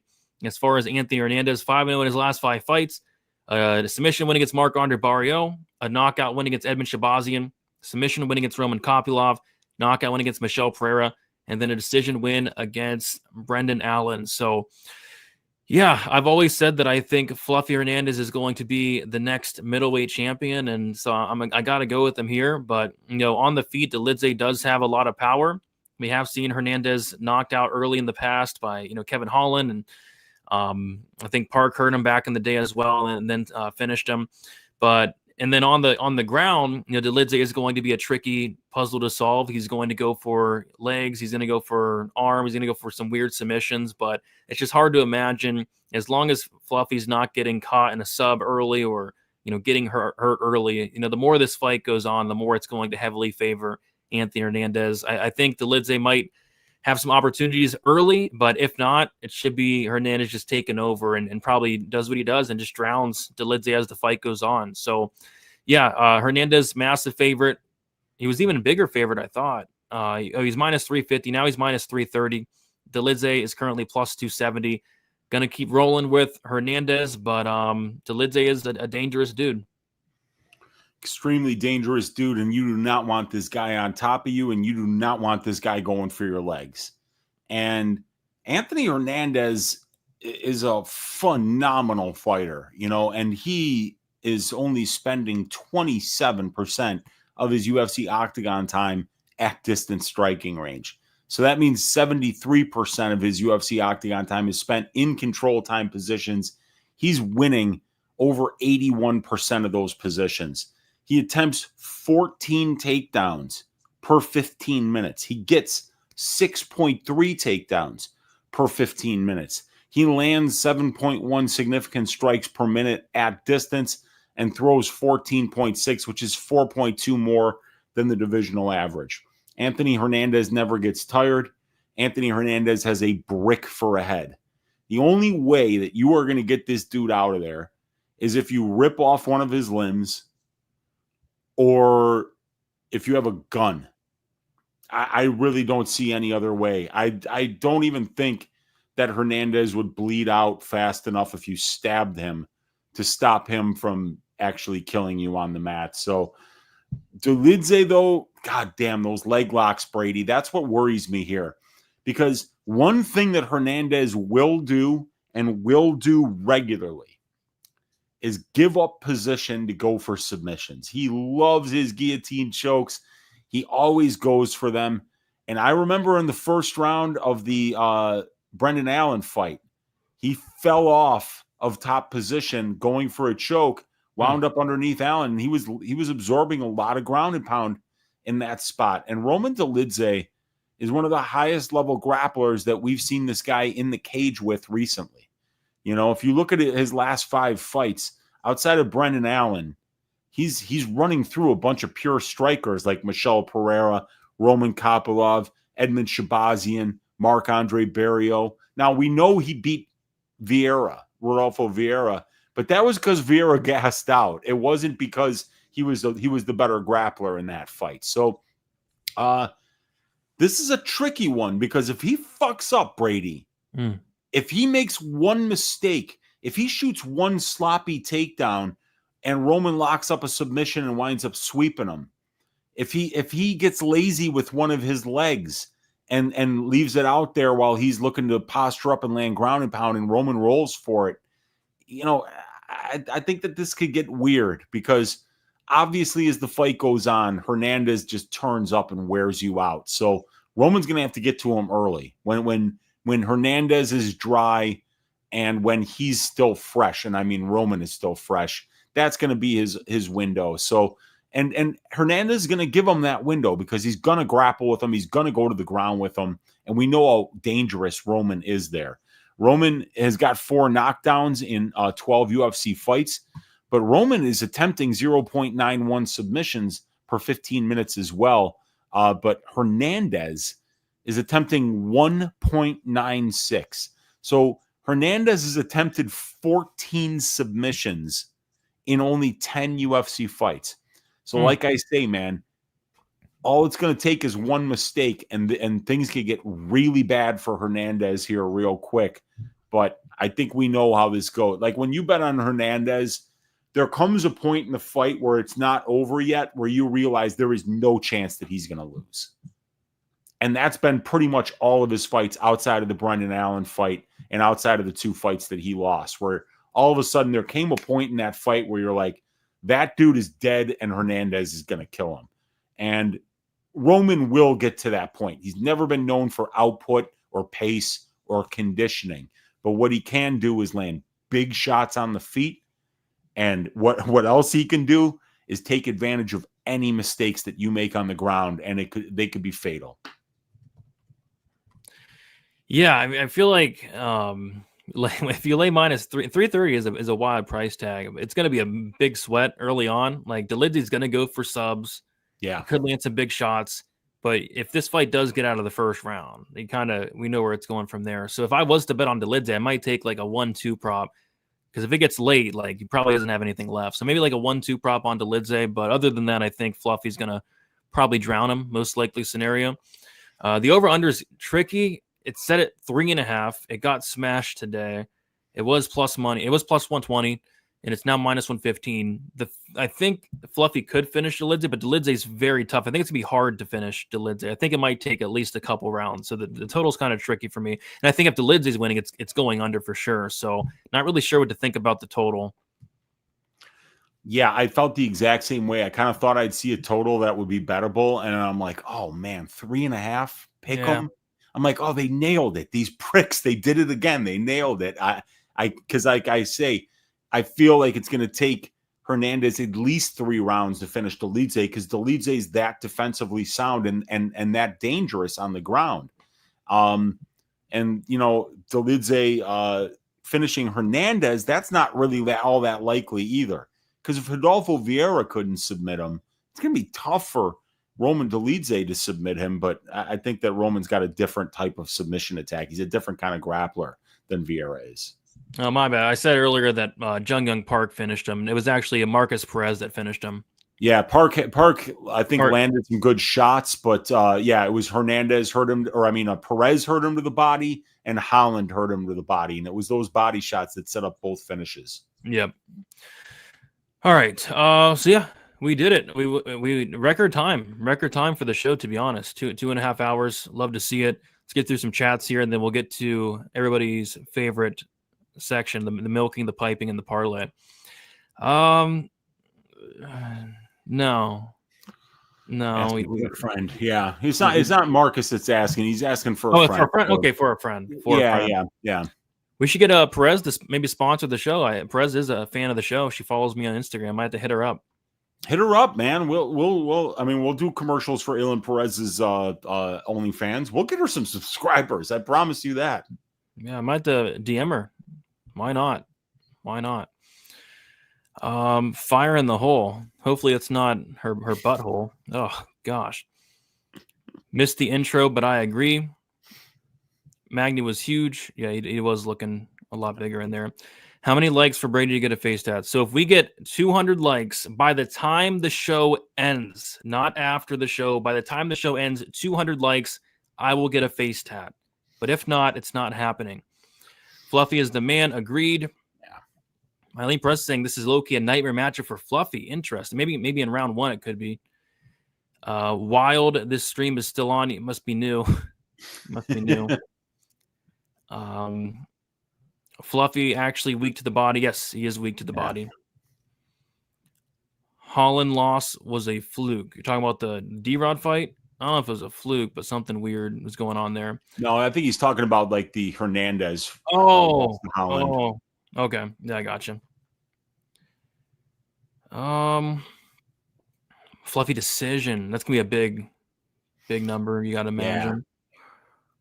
I hope Delidze is watching and that he needs Fluffy repeatedly. Fluffy will fight for your money. Absolutely will.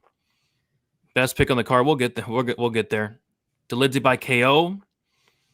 Imagine the dirty things Hernandez would have done to Kevin Holland. Yeah.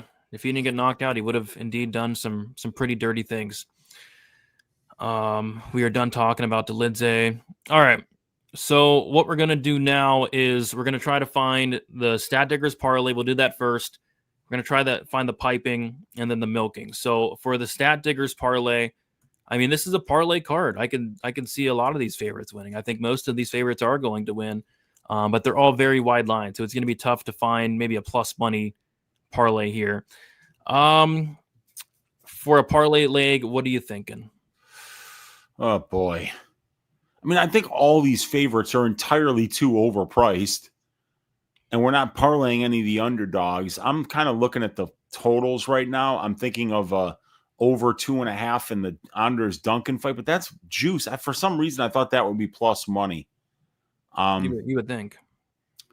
Yeah, which is just kind of shows how silly the line is. Oh, really? This fight's going to go to fucking decision 60% of the time, but Christian Leroy Duncan is an 84% implied favorite. I mean, it's stupid. So I think we're going to have to find some inefficiencies in these over-unders here. I found my leg. All right. I found it.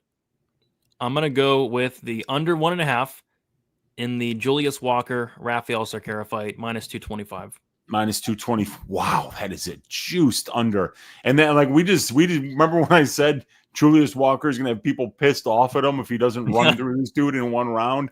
Well, now it's us. Now that's going to be us. Let's see here. I don't mind. This is weird. This is actually pretty weird, but I kind of feel like betting an under 2.5 at minus 180 in a women's fight. Gabriela Fernandez versus Julia Stoliarenko. I mean, I just got a feeling that fight is going to end. Yeah. But laying minus 180 on a women's under is just absolutely crazy to me. It's the parlay boy era. It really is. And like these betting lines are just absolutely criminal. It's a Sunday. It's going to get worse. Oh my God. I'd bet an over in the Smith Kazama fight, but Kazama's chin is dust. Wow. I'm betting the over 2.5 rounds in the Anders Christian Leroy Duncan fight. All right, and I'll take the under in the Walker Cerqueira fight. Watch Duncan have urgency this fight. He might, and he could knock him out, dude. Yeah, I mean, like I'm just saying, like that. This card. I mean, I'm gonna be waiting until props come out because there is nothing here. Yeah.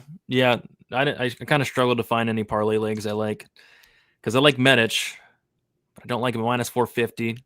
I like Fernandez. I don't like her at minus 425. I like Smith. I don't like minus 600. Walker, same thing, 600. Yeah. Erceg 500. Mm-hmm. Christian Rodriguez, a bantamweight, fighting an experienced featherweight, and he's minus 250. It's crazy. Yep. I think all of these lines are definitely inflated. So we'll go with that. The over 2.5 in the Christian Leroy Duncan fight, and then the under 1.5 in the Cerqueira Walker fight. So what we'll do now is there are a ton of options for piping of the week, Weezy. So what we're going to do is we're going to let the chat decide. We're going to do the thing where I pick 2 options, you pick 2 options, we'll put them in the poll, and we'll let the chat decide the piping of the week. So with your first pick of piping of the week, who are you taking? Gabriela Fernandez to pipe Julia Stoliarenko on site. And that would make Stat Diggers history the first female fighter to be piping of the week. Yes. Earlier, Fernandez. All right. For me, I'm gonna take Uros Medic to pipe up Gilbert Urbina. All right, your next option. Julius Walker to pipe up that Fugazi. I like that one. Cerqueira. I like that one a lot. He stinks. Julius Walker. And then, Walker would have been my choice, but I could find another. I mean, it's going to be either Elijah Smith or Steve Erceg even. I'll go Elijah Smith because I actually think Erceg might milk here. So I'll go Elijah Smith because if Elijah Smith does win, it will be a piping. So Elijah Smith here. So we will start this poll. And then while we start this poll, we'll see if we can find a milking of the week. So for milking of the week, we have a couple options. Jocelyn Edwards might potentially drag the fight down to the ground and milk Cachoeira, who's known for getting milked. C-Rod is good at milking here or there. He could potentially be a milking. And the ultimate milker is Anthony Hernandez. So I think it's probably between Hernandez and Jocelyn Edwards here for the milking. Yeah, I mean, I would have to go with Hernandez. I mean, the guy's style is just absolutely terrifying. Absolutely. I'm surprised that people even sign up to fight this guy. Yeah, and that's what he's milked so many people so many times, right? And it's different if it's 3 rounds, Brady. But if you're signing up for a 5-round fight against Fluffy Hernandez, you genuinely have a screw loose. You're out of your goddamn mind. Roman Delid, if you're watching, you're crazy.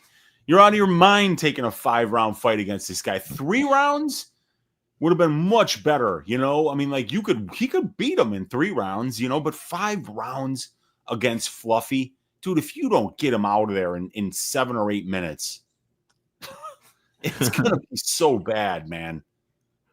Yeah. We'll do it. Stat Digger's milking the week. Anthony Fluffy Hernandez to milk Roman. I didn't want to say anything to Craig. I know he watches the show. I didn't want to make any Cheyenne jokes or nothing like that.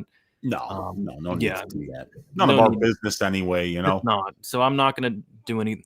Roman, if you're watching, it's nothing personal, but you probably are gonna get milked unless you find an early finish. You could find an early finish, but if you don't, you might be getting milked. So, I hate doing that to a fan of the show. I hate doing it, but Fluffy Hernandez is actually in the chat right now, so we kind of got to go with Fluffy. That's true. So that's the milking of the week. We got the parlay, we got the milking. We'll let a couple more minutes go by so we can see who's going to be the piping. We'll let the viewers decide. If you guys get it right, we're going to take all the credit. If you get it wrong, we're going to blame it on you guys. So can't get over him getting dropped by that weak shot from Chris Weidman. How can you take the over in a fight where the guy's likely retiring? Retiring fighters often get finished, but it's also a Christian Leroy Duncan fight where he just doesn't have any. You have to hit somebody in order to finish them. So, and here's the other thing too. Anders isn't going to stand it at range. That fight's going to happen in the clinch. Yeah, a lot of it could for sure. Can my piping be Sidney Sweeney? No. Anthony Hernandez. He's bringing a bucket and he's bringing some overalls. There we go. Love to see it. Shout out to Anthony Hernandez in the chat there. Steve Erceg is getting that milking. Oh, we could have Steve Erceg as well to potentially milk. It's fine. We'll stick with Fluffy. All right. So we're gonna go to the chat here. And wow, it's not even close. I thought it'd be close. We put 4 great options in there, Weezy. We put Julius Walker. We put Elijah Smith. We put Uros Medic in there as well. We even put Gabriela Fernandez. And we only got 38 votes, which shame on you guys. What are you guys doing? You sleeping? What are you guys doing? 600 live viewers, and we get 38 votes. What are you guys doing? That's very disappointing. But in 4th place, believe it or not, 18%, Gabriela Fernandez. So we're not going to get the first female piping of the week, but I do think she's going to pipe up. Poor Julia Stoliarenko. 3rd place. Second place. It's a 2-way tie for second. 21% on each. Elijah Smith, 21%. Uros Medic, 21%. And in 1st place, with 39%, your piping of the week is Julius Walker to pipe up Rafael Cerqueira on site. That was last week, this Saturday. I believe in it.